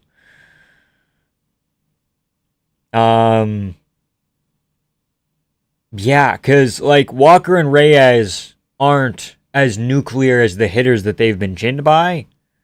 They have, like, 75% as much power as those guys, you know? Like, Ryan Spann, Jan Blachowicz, Jamal Hill, that kind of deal. It's like those people hit a little bit harder than the Reyes and the Walkers, even though Walker's very explosive. Like, a flying knee could be an option here.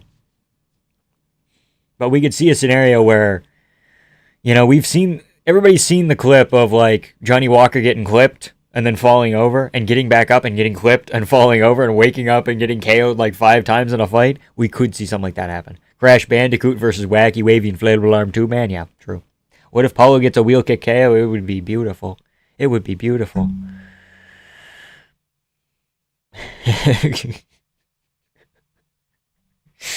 Yeah, I don't know how to do Borat. But Vamp, he beat Kopylov in Sambo, and he beat Little Lank in hand-to-hand combat competition. I think Kopylov's better than Azmat Mirzakhanov. Yeah, I think so. Let's do a Tiba Gautier versus Vittori. I'm trying to see something. No, Vittori's fighting Norilo Aliev. The guy with the hair thing. Yeah. Jamal Hill sneak at the end. Jamal Hill, if he had one thing, he had power and explosivity and athleticism. That's why his knee injury is so fucking bad. But like that guy clipping Johnny Walker makes sense. He hit Johnny Walker so hard he went. It was funny. It was extremely funny. But yeah, Johnny Walker, like the chin is bad. And the Reyes chin is bad. But they're also eating like Reyes takes a couple of shots from Krylov and he doesn't go down, and it's like, oh shit. And then, like, you know, Vittori can fight them both, I believe. That is true. This card is going to be good because the Van Tyra got canceled. This card is going to be good because the Van Tyra got canceled. The Van Tyra got canceled. Therefore, it's worse. So it'll be better. That's Paramount UFC math. Maybe. I disagree. A decent power but good volume. I suppose. But I think Reyes might have equivalent or worse power than Jamal Hill. I don't know. Finished Chris Weidman. That's something. Who else is on the Perth card? It is not that good. I repeat, it is not that good.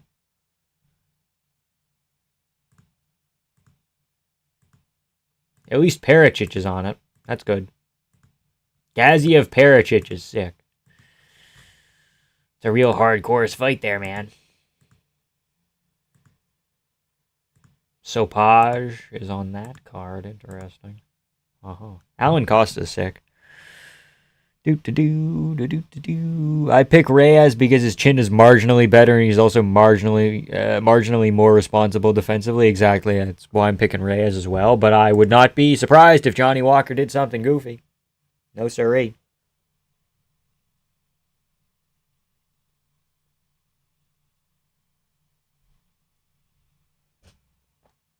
Gaziev by gastric bypass? Maybe. Who would you match Jamal next with? He low-key loses to everyone, maybe Rakic? Yeah, you could do Rakic. Depends on who you want to do, I don't know. I'm hearing rumors of now Ozdemir versus Whitaker. And Jamal Hill is going to be back at the end of the year. So, you could do the winner or loser of that fight. If Whitaker beats Ozdemir, do Whitaker Hill. I would not hate that.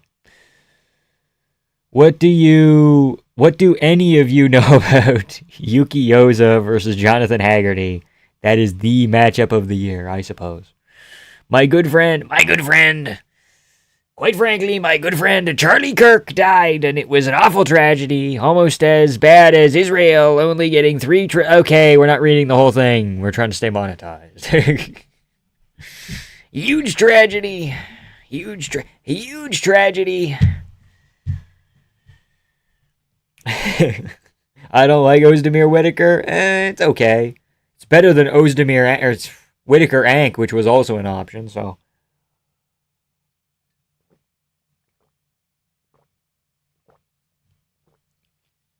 Rakic has floated around the idea of moving to heavyweight. UFC Macau has some of the worst matchmaking I've ever seen. Yadong, Figgy, Pavlovich, Teixeira, Perez Sumadarchi. Actually fucking terroristic. Hold on. Let's take a peek. Song Figgy. Yeah. Minyang Menefield. Pavlovich Teixeira. Dude, Pavlovich can finally get a finish. Hopefully. Kaya Sakura Smotherman on that card. Perez Sumadarchi, yeah. That's too much of a jump up for old Mudarchi. Luana Lookboom is here. Ray Saruya versus Jesus Aguilar, sick. Cody Haddon, that's cool. Arichi Lang, yeah, weird, but okay. Iwo Boronuski versus Olicana on the next card after that. Rodriguez, Schnell, Bruno Silva, Charez, Muhammad Bonfim, UFC 3, 250, UFC 3, 250. UFC Freedom 250, man. Crazy card, man. On a Sunday as well.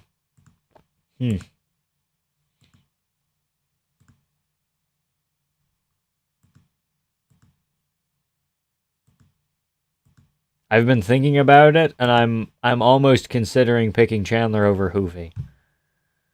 I think it's probably a bad idea, but part of me thinks it would be very funny picking him. So,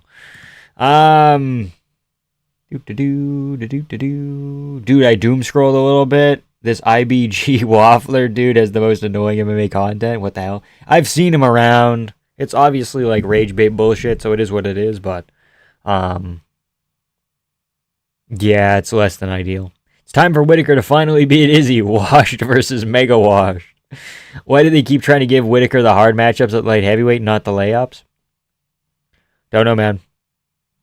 They don't like Whitaker. They never liked Whitaker. I can see Chandler smudging him for a while. Yeah, that's kind of what I'm going with. Eamon Zahabi could maybe smudge O'Malley as well. I'm thinking about it. I will pick Kyle Dawkins to beat Bo Nickel, though. That'll be my underdog pick. Everywhere else, we're going pretty average. We're going to Poria, Pereira, Diego, Hoofy, and then we'll pick Kyle Dawkins as our goofy pick to be different.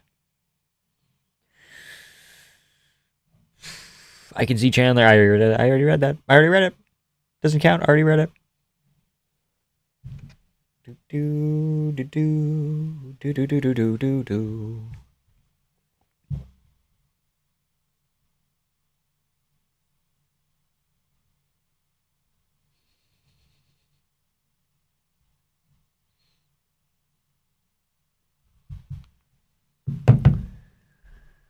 Oh, I'll be so happy if Zahabi wins. Yeah, that would be pretty goofy. I'm convinced it's because Whitaker tried to wrestle for Australia.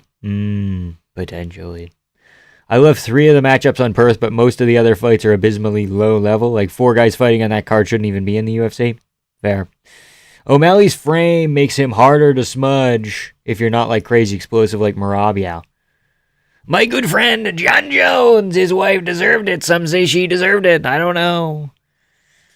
Vamp, does Pixar send you royalty checks? Why? What's the bit here?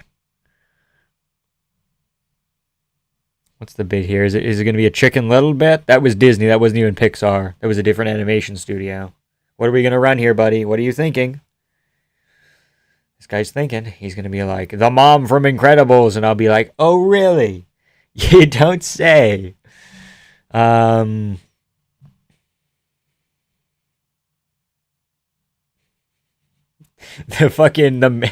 talent agent from Bolt? What are we going to say here, buddy? What's the bit? Waiting on this punchline, man. Does Pixar send you royalty checks?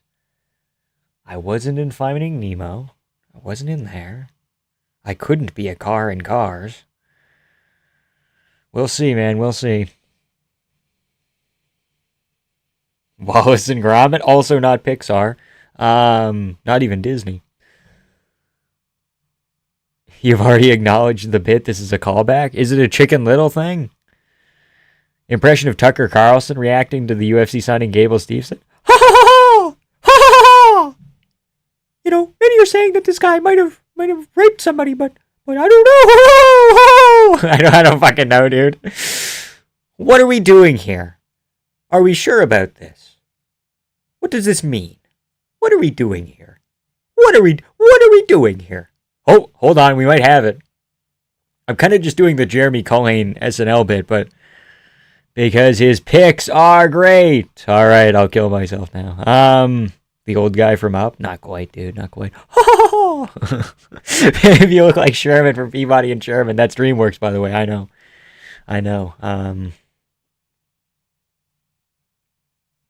Shut up, Mr. Peabody. That's just Jordan Peterson on cocaine. Yeah. What are we doing here? What do we want? What are we doing here? We have the best impressions on MMA YouTube. What's happening? What's going on here? What are we doing?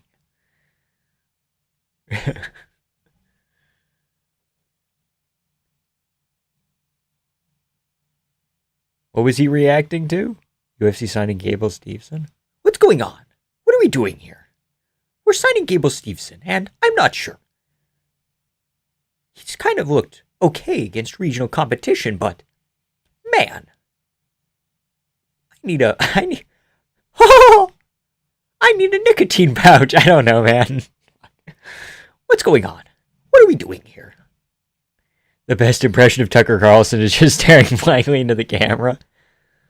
A live vamp reaction. Haven't watched your O'Malley 2.0 vid yet, but I can't say I'm impressed with him scrapping by some bum called Zucchini with one shoulder. Yeah. Isn't Gable like 2-0? Yes. But he also did dirty boxing, and he almost got wheel kicked by a fat bum, so what's going on? Why did he shoot the takedown?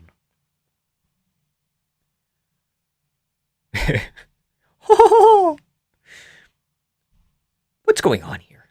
Maybe if Gable had a nicotine pouch, he would be doing better, but I am not for that. Yeah, I don't fucking know. I had it for a second there. I had Tucker Carlson. I can do RFK. Anarchy collab when? One day, dude, one day. Eventually.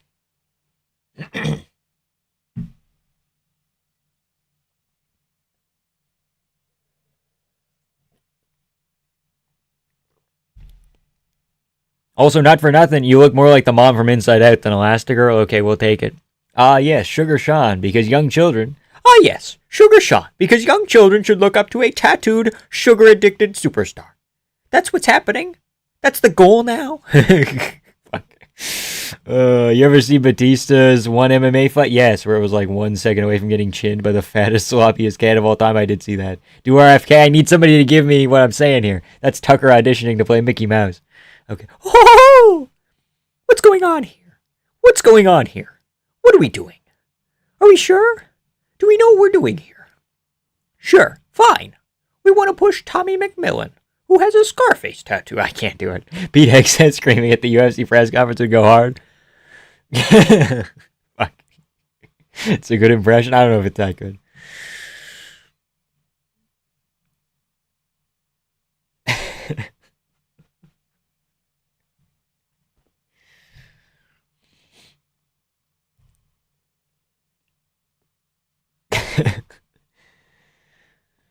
Pete Hegseth is basically Colby. RFK explaining why it's good for your skin to eat cockroaches. No. I was hoping it would be UFC related, but... Here's the thing, you guys. Actually, I'm up here. Where am I? Hold on. We're finding it. I'm up here. Well, we're down here. Well, Wazowski. See, these cockroaches are actually good because they can help you. And you'll be fine. Look at it, man. Fuck.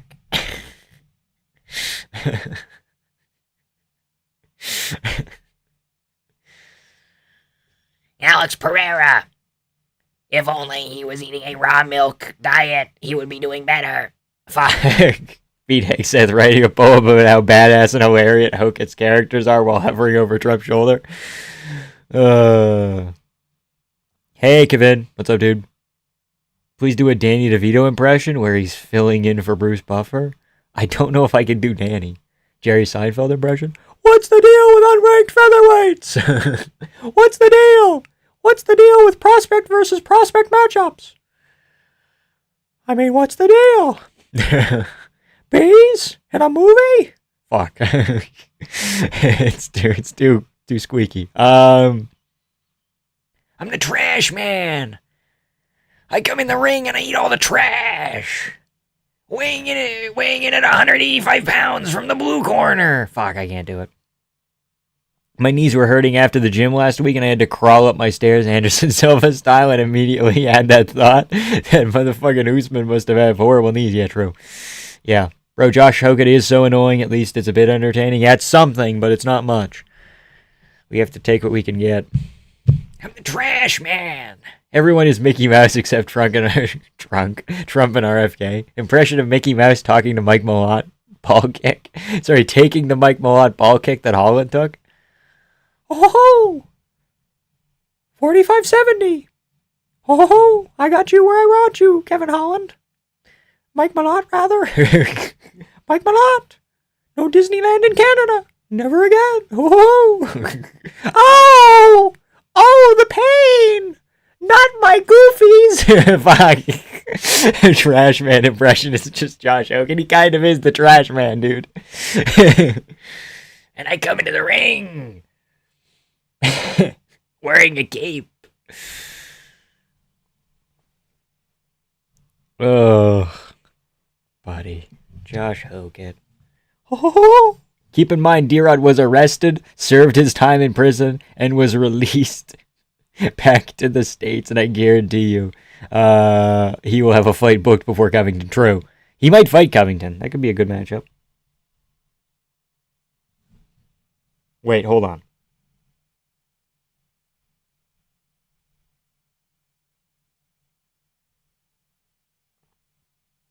Has D-Rod went to prison and got out of prison in the time it's taken for Hamzat to have a fucking title defense? Has D-Rod went to prison and got out of prison? Donald Duck, I can't do it. I can't. I know I have a friend who can do a really good Donald Duck. I can't do it, man. Like, you gotta go out of the side of your mouth almost. Oh, boy.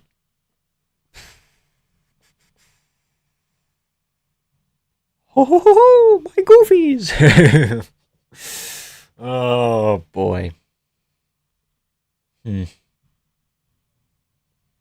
How's it going? We're doing good. Balkan boy, how's it going with you?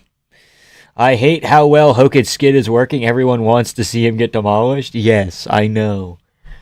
Dude, he was hitting... Can we pull up the picture of him hitting... When was Hamzat's last fight? I thought it was July. Or May? Hamzat DDP? Maybe it was August, sorry. August? But D-Rod's been in jail at minimum since like mid-November. What are your most confident picks on this card? Most confident? Might be Charles Radke. Hold on.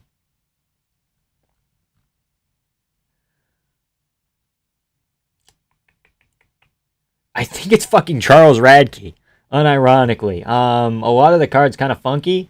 I'm pretty confident in Gamrot, but I could see a world where Esteban, even though he has pillow fits, finds a way to drop Gamrot twice and steals rounds. Aaron Pico, I don't know, the chin's kind of a weird factor. Costa? I'm kind of confident in Costa as an underdog. Oh. I'm going to say Radke, Gastel, and Padilla. The first three fights in the card are the ones that I think I have a read on. Maybe even Tatiana Suarez. But then you start getting up to like the prelims and it's like, I got nothing. I think Yair also hasn't had a fight booked since we've heard from D-Rod. Yeah, that sounds about right.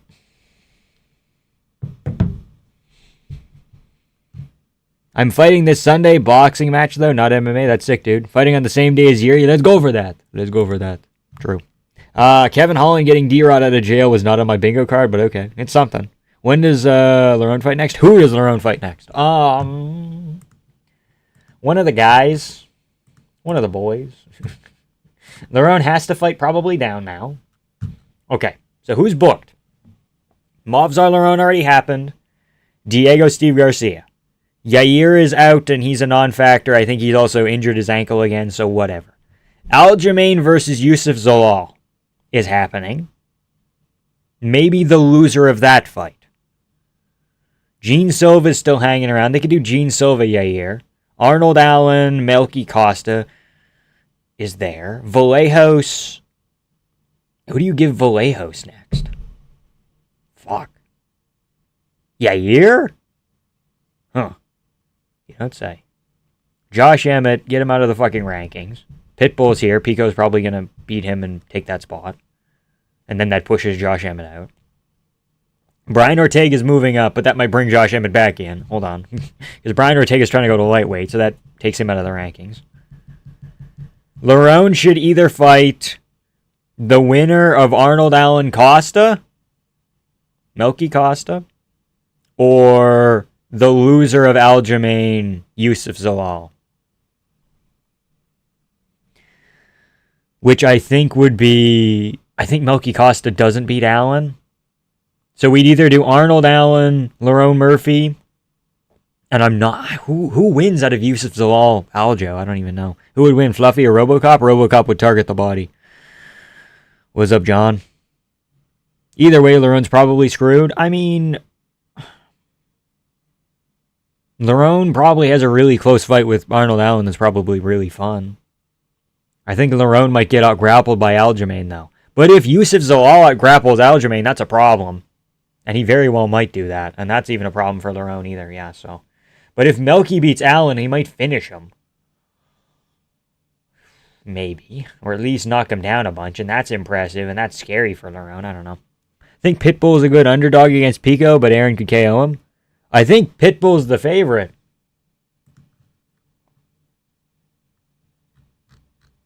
Hold on.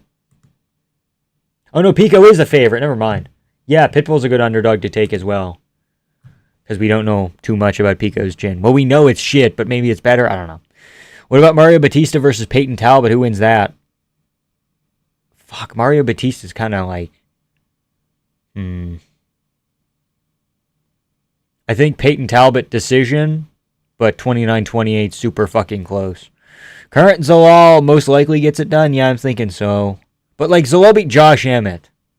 That's Zalal's best win. And Calvin Cater. That's a step up to get the fucking Aljo. I don't think Allen has the dog in him like Costa does. Did you see him fight Gene Silva? He had the dog in him. It wasn't enough dog. Because Gene Silva has all the dog. But like, it still might be enough dog. Melky got beat by fucking Steve Garcia, right? I think. Batista too skilled in the grappling? Yeah, but Peyton was out wrestling Henry. I can do 2 parlays between Pico and Pitbull? Yeah, that would probably be an option. That might be like a branching path of the card. I don't know. Mario Batista versus Batista and Mario. Nice.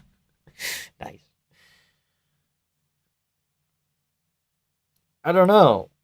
Does Mario have any abilities? Is he small Mario? Is he Mushroom Mario? Is he Captain Lou Albano Mario? You know, like, we'll see. Allen gets into a war in most of his fights. So now, what's that take? Yeah, I don't know about dog. You can say like, oh, he's slowly losing the dog, I guess, or his durability's gonna go, but it didn't go against Gene fully. He didn't get knocked down, did he? He got wobbled by Gene, but who hasn't? Diego was getting fucking wobbled by Gene. And his chin is excellent.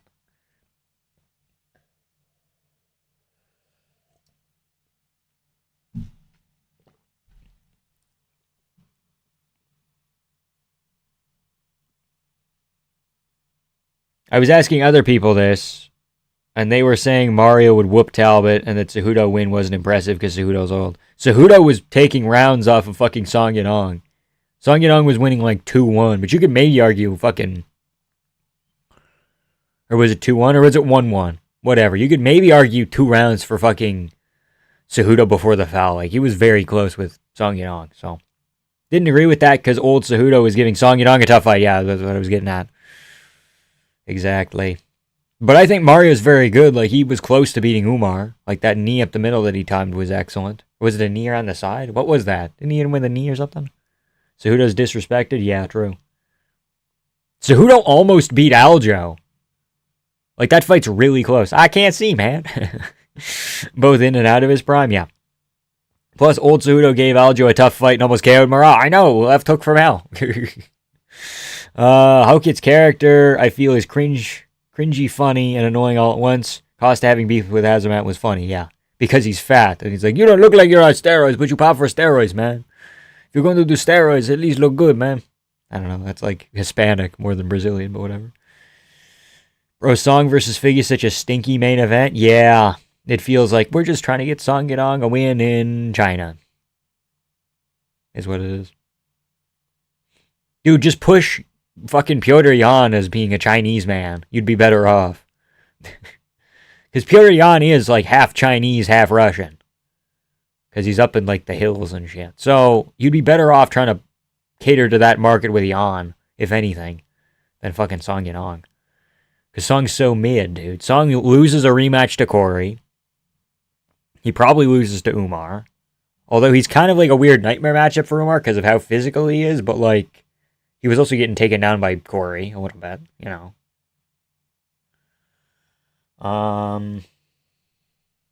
Umar could also just kick on the outside. Why do they never make Zhang Weili title fights for China cards? Because the China cards aren't pay-per-views, and they don't want to put title fights on non-pay-per-views anymore, because they're silly. They're silly. It's weird. Like, you could just put Alexa Grasso on a Noche card, and you'd be perfectly fine to do that. Like, I don't know, it's fucking weird. When she was champ, by the way. DDP could have had fucking a Fight Night South Africa, where it's kind of a mid-card, but then we threw a title fight on the top, and it's like, okay, well, it's a thing. Split decision against Aljo, 48-47, true. That did happen. I was so confused when I saw Jan for the first time, because I heard his name before I ever saw him. Imagine thinking a Zhang fight is going to get you more pay-per-view buys. Yeah, not really. You might as well put it in an arena and build their star power or something. I don't fucking know. Has Pereira fought in Brazil yet? I feel like he kind of deserves a title defense in Brazil. Hold on. That was Salt Lake City. That was also Salt Lake City. Was it? Hill 300, no. Jan Blachowicz? Hold on, we gotta look at Pereira for a second here. Has he fought in Brazil yet? You'd think he would have earned that kind of by now, you know? Bro, the Winnipeg card actually makes me want to become a tennis fan. I don't think the Winnipeg card's that bad. Thoughts on Hoket's antics? And what's your most risky pick? 2 seconds. We're looking to see if Pereira's fought in Brazil yet. If not, it's kind of a travesty. Bruno Silva, hello?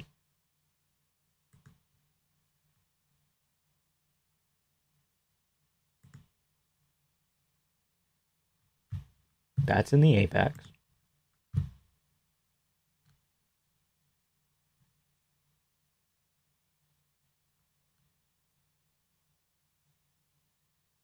That's in there. That's there. 303? No, that's Vegas as well. That was supposed to be the McGregor card. No, Pereira hasn't fought in Brazil yet. We should get on that. Wait, Adesanya Cannonier? That was Vegas as well, right? Yes. What the fuck are we doing here, guys? That's extremely strange behavior. Okay, back to the card. Riskiest pick. Craziest underdog. Costa? I'm confident in Costa, though. But he's a pretty big underdog. Is picking Yuri risky? Reyes, is he an underdog? No, that's fight's even. Landwehr? He's a slight favorite. Pico, no. Kevin Holland? I guess Kevin Holland's the biggest underdog I might be taking here. I think... No, I'm not going to pick Ribovic, but I'm going to root for him. I keep saying that. Then we're going Padilla, Gastelum, Radke. I guess Costa. I think they did put Grasso Shevchenko on a Noche card. Yeah, but that was at the Sphere, so that was technically a pay-per-view Noche card. It wasn't an independent Noche card, was it? Maybe it was. Hold on. I might be getting that wrong. Was the pre-fight press conference worth watching? Anything interesting? I would just go online on like championship rounds on Twitter or whatever and just look at clips. It wasn't that crazy. Rat garbage on there. True. Pico's the riskiest pick, right? No, he's a minus 3,000 favorite. Minus 300. Hold on. 300. He hasn't. He tried to get on the 301 card? Yeah, true. Okay. Jourdain, yeah. Rat Garbage and Jourdain are fun to watch, true. Pico and either Reyes or Walker are risky. Well, they can't both be risky. Imagine the Brazilian crowd if he got held down by Hank. They'd start a fire. I laugh at Josh Hokett and then remember that Curtis lost to Rizvan Kuniev. Yes, but they robbed him because Rizvan was on steroids anyway, so it doesn't matter. We just let that one go. What's your rationale for Costa? Mirzakhanov's wins are all overrated. He fought the worst version of Rakic, and his best wins like Jacoby. Overall, it's like Menefield and Brendan Ribeiro and shit. Paulo Costa's moving up, but he doesn't have to worry about a grappling threat. And the body kick is going to be there all day, probably. Mirzakhanov might be chinny to the body. That's an option.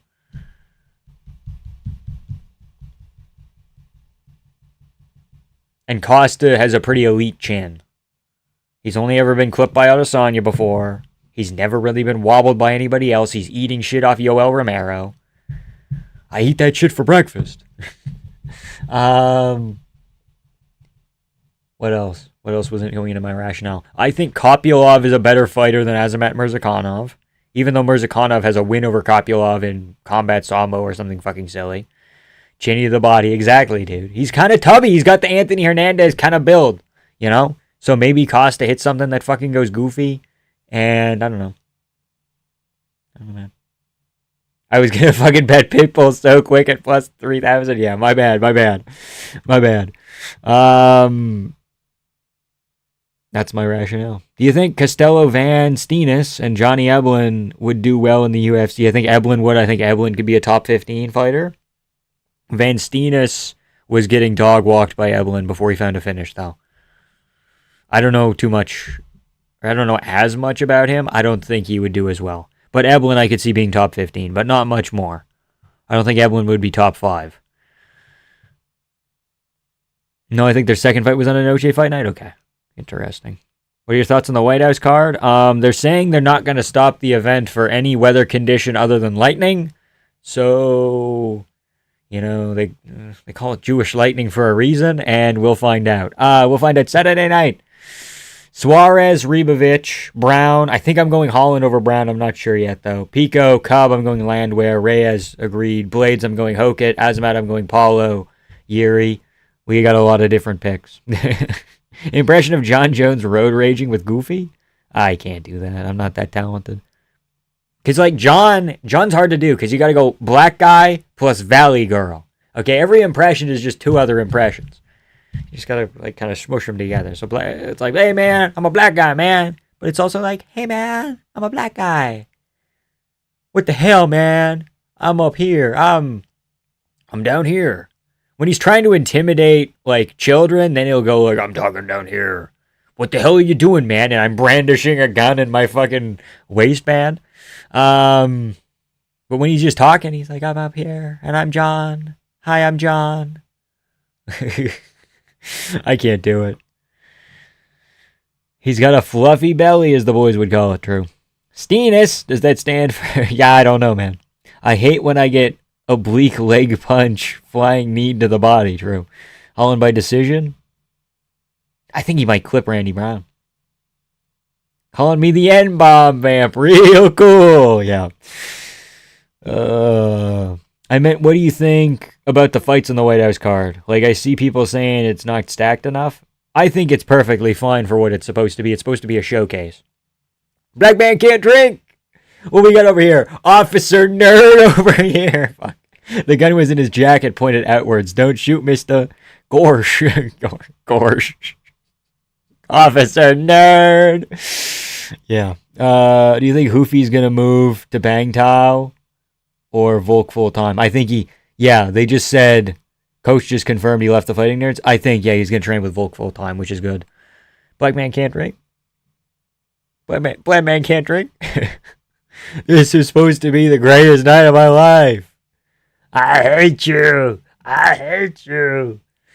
Man. I hate you.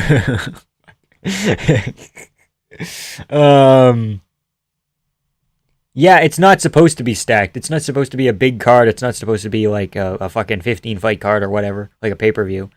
It is supposed to be a showcase. It's like, here's the best we have to offer. That's why the fights are made in the way they are. Except Bo Nickel. But that's a showcase, and that's supposed to get like the American wrestling dads on board and get them to buy it. So, haha. I hate you. Bong. Fucking bong. Dude, I get elected into the Hall of Fame, and this is what I got? First of all, you don't get elected into the Hall of Fame. Dude, fans' expectations are so unrealistic. People forget, man. UFC 300 was Jamal Hill Alex. True. That's so true, man. People forget, man. Aljamain Sterling versus Calvin Kattar was on the prelim. So was Yuri Rakic, in fairness. People forget, man. Bo Nickel, Cody Brundage. I don't even know if that's expectations. Maybe that's just the UFC always being shit. Yeah, I think the White House card's fine. I was in another stream, and I said the card was good, and then the streamer started yelling at me. Who was it? Who did this to you? MMA journalist being like, Jorge versus Connor was so funny. Jorge versus Connor would still be okay. I hate you, and his head bounces off the hood like a rubber hammer. Dude, it dented the thing. He had to pay for a new hood. They fined him. John Jones times Anakin Skywalker. You underestimate my coward. Brother, help. Brother, help. Yeah. The card is good for what it's supposed to be. And even the card as is, better than the fucking Netflix card. I already have that video recorded. I just need to, like, fix the audio a little bit and then edit it. I'm going to probably fix up the audio tonight, edit tomorrow, and then it comes out sometime next week. Maybe Sunday, maybe Monday, we'll see. But we're doing an MVP MMA breakdown. And the long and the short of it is, you can break the fights into multiple categories. Channel's Fight Bananas official. I like the channel, but the dude legit yells at you if you disagree with him, okay? Dude, I really thought Aljo fought Evloev at 300. Mandela hard. No, it was Kattar. And he fought Evloev in Canada, maybe? I feel like TJ would be Anakin and favors Obi-Wan. Dom is like Count Dooku.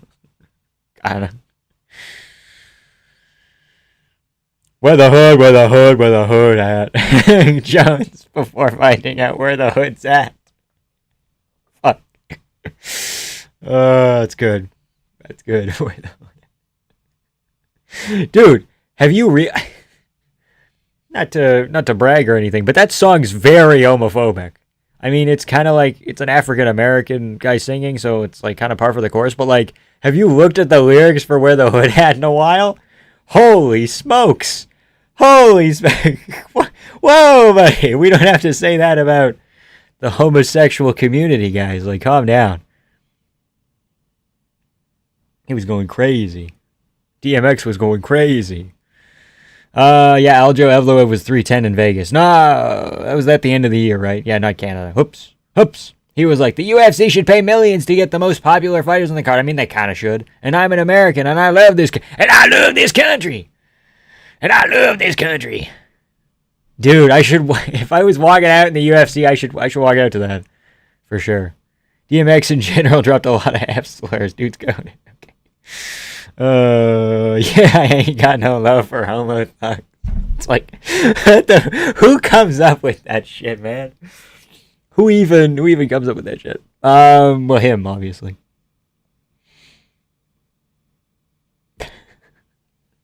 But yeah, I mean, the UFC has the ability and the monetary ability to get, like, the best fighters, and they just kind of didn't. But it is what it is. And the card is still better. Still better than the MVP card. Because you can break that card into, like, the top 3 fights. Ngannou wins. Rousey, Carano, and Perry Diaz. And it's like, okay, this is your name value. This is your big draws. But also some of these people are elderly. Ngannou is 40. Felipe Lins, 41. Rousey, 39. Younger than Ngannou. Kind of weird. Carano, 43. Nate Diaz, 41, 40 as well. Mike Perry, 35. We all looking up the lyrics right now? Okay. Maybe Cody's Luke. Maybe. But yeah. Who's Harry Diaz? Did I say Harry Diaz? I meant Nate Diaz. Nate Diaz. Mike Perry Diaz. Sorry, fuck.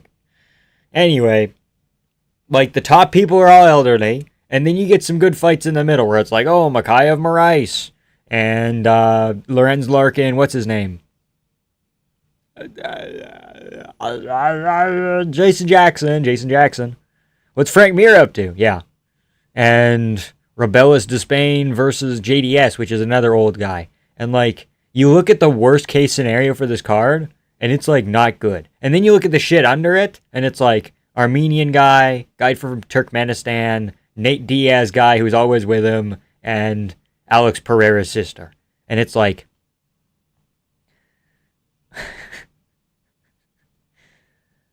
these are problems.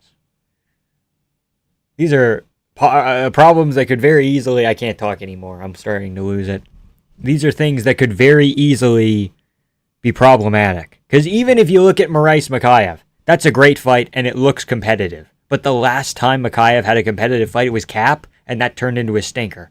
Now Makayev has taken that step down and he's fought a bunch of bums, and he's making it look impressive, but if he takes that step up again, that could be a problem.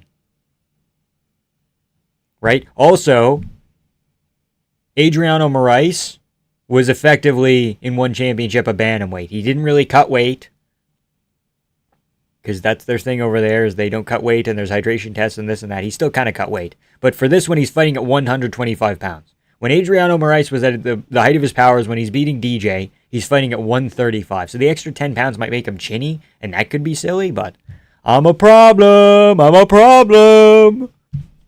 Levels. There's levels to this. It's my favorite. Vamp, if you took Andrade to the bar, do you think she pulls more baddies than you? Oh, for sure.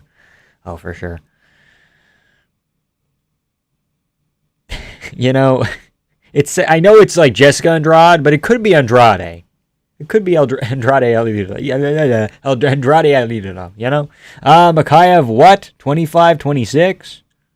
I think he's somewhere around there. He might be even younger. Might be 24. Yeah, 25. July 30th, 2000. Haha. But, like, these are problems. Right? Jason Jackson, Lorenz Larkin, not going to be a problem. But Kenneth Cross could hold down Parnasse, and then you have a problem. You know? Diaz versus Perry might be a war, but it also might not be a war. Have we ever thought about that? When was the last time Nick Diaz was in actual war, you know? Masvidal, Pettis. Like, he lost to Jake Paul. And then he beat Masvidal in kind of a lame split decision in a boxing match. Nate Diaz. Mike Perry, when he's forced to fight MMA, he kind of gets shittier. When he's not fighting bare knuckle, I don't know, his abilities diminish. It's weird. Again, Rousey and Carano, if Rousey doesn't get an immediate finish, that shit gets really sloppy in the later rounds. It's 5 rounds. It shouldn't be 5 rounds. If Ngannou doesn't KO Felipe Lins, we could have a problem there too, you know? And you see this through every fight on the MVP card, where the worst case scenario is like, oh, geez, JDS holds down fucking Rebellis to Spain. It's not. Don't tell me that's impossible. What else?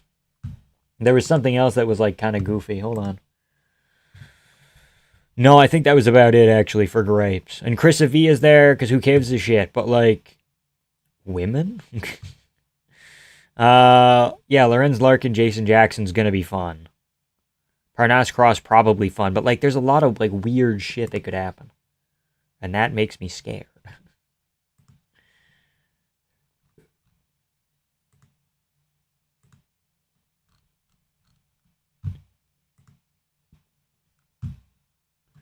Why does Cejudo sound like a stoner trying to explain anime to me? Imagine if Lins versus Ngannou ends up being Stipe Ngannou too, maybe. In my opinion, Rousey versus Carano may become on par with Namajunas Esparza for worst fight of all. It could happen. If Rousey can't get the takedowns, or the judo throws, or anything of that nature, and it turns into a shitty striking match between two women over 40. Well, Ronda's 39. Whatever. You get the idea. Listen, dude, that wrestling's gonna be a problem, man. I think he's not ready for that elite level wrestling like that, man.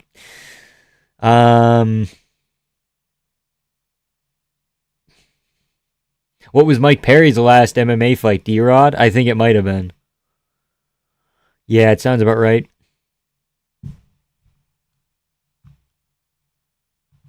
But anyway, MVP card also has problems that they're going to have to deal with. But if the card does well, it'll do well, it'll be good. It offers an alternative, that's neat, that's fun. But again, the worst case scenario, which is very likely for a lot of fights on the card, is like not great and kind of kills the promotion. If the final visual, I want to see her break an arm for once. It's been a while. If the final visual for the Netflix card is just two women that don't look bloody at all or battered, and they're just sitting here going, and when one of their hands get raised, or God forbid it's a fucking draw and they both look dopey, come on. That could be bad. Her hand speed is retarded. Chandler, I'm asking for one more fluke nuke. Leave Hoofy flatlined on the White House lawn, launched over the cage.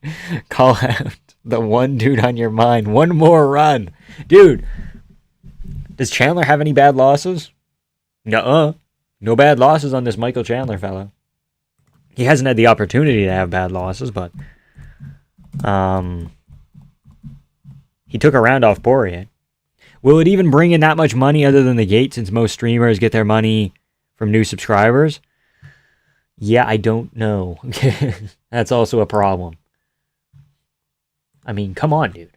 Look at these Michael Chandler losses. Will Brooks, Eddie Alvarez, not bad. Not bad, man. Not bad. Brent Primus was a nerve kick. Patricio Pitbull was legit, dude. And then it's Oliveira Gaethje, Poirier, Oliveira, Pimblett. But the Pimblett thing makes no sense in hindsight. But I do not hold that against Michael Chandler. Michael Chandler can win this fight. I believe in him.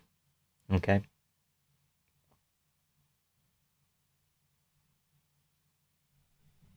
He could just get wheel kicked, though. Probably. The Popeye the Sailor Man uppercut KO ring out from Chandler is the fever dream of free 250. Yeah. True. So true. Okay, 2.5 hours. We're going to call it there. Because I'm going to go watch The Fucking Pit. I'm going to have so much fun.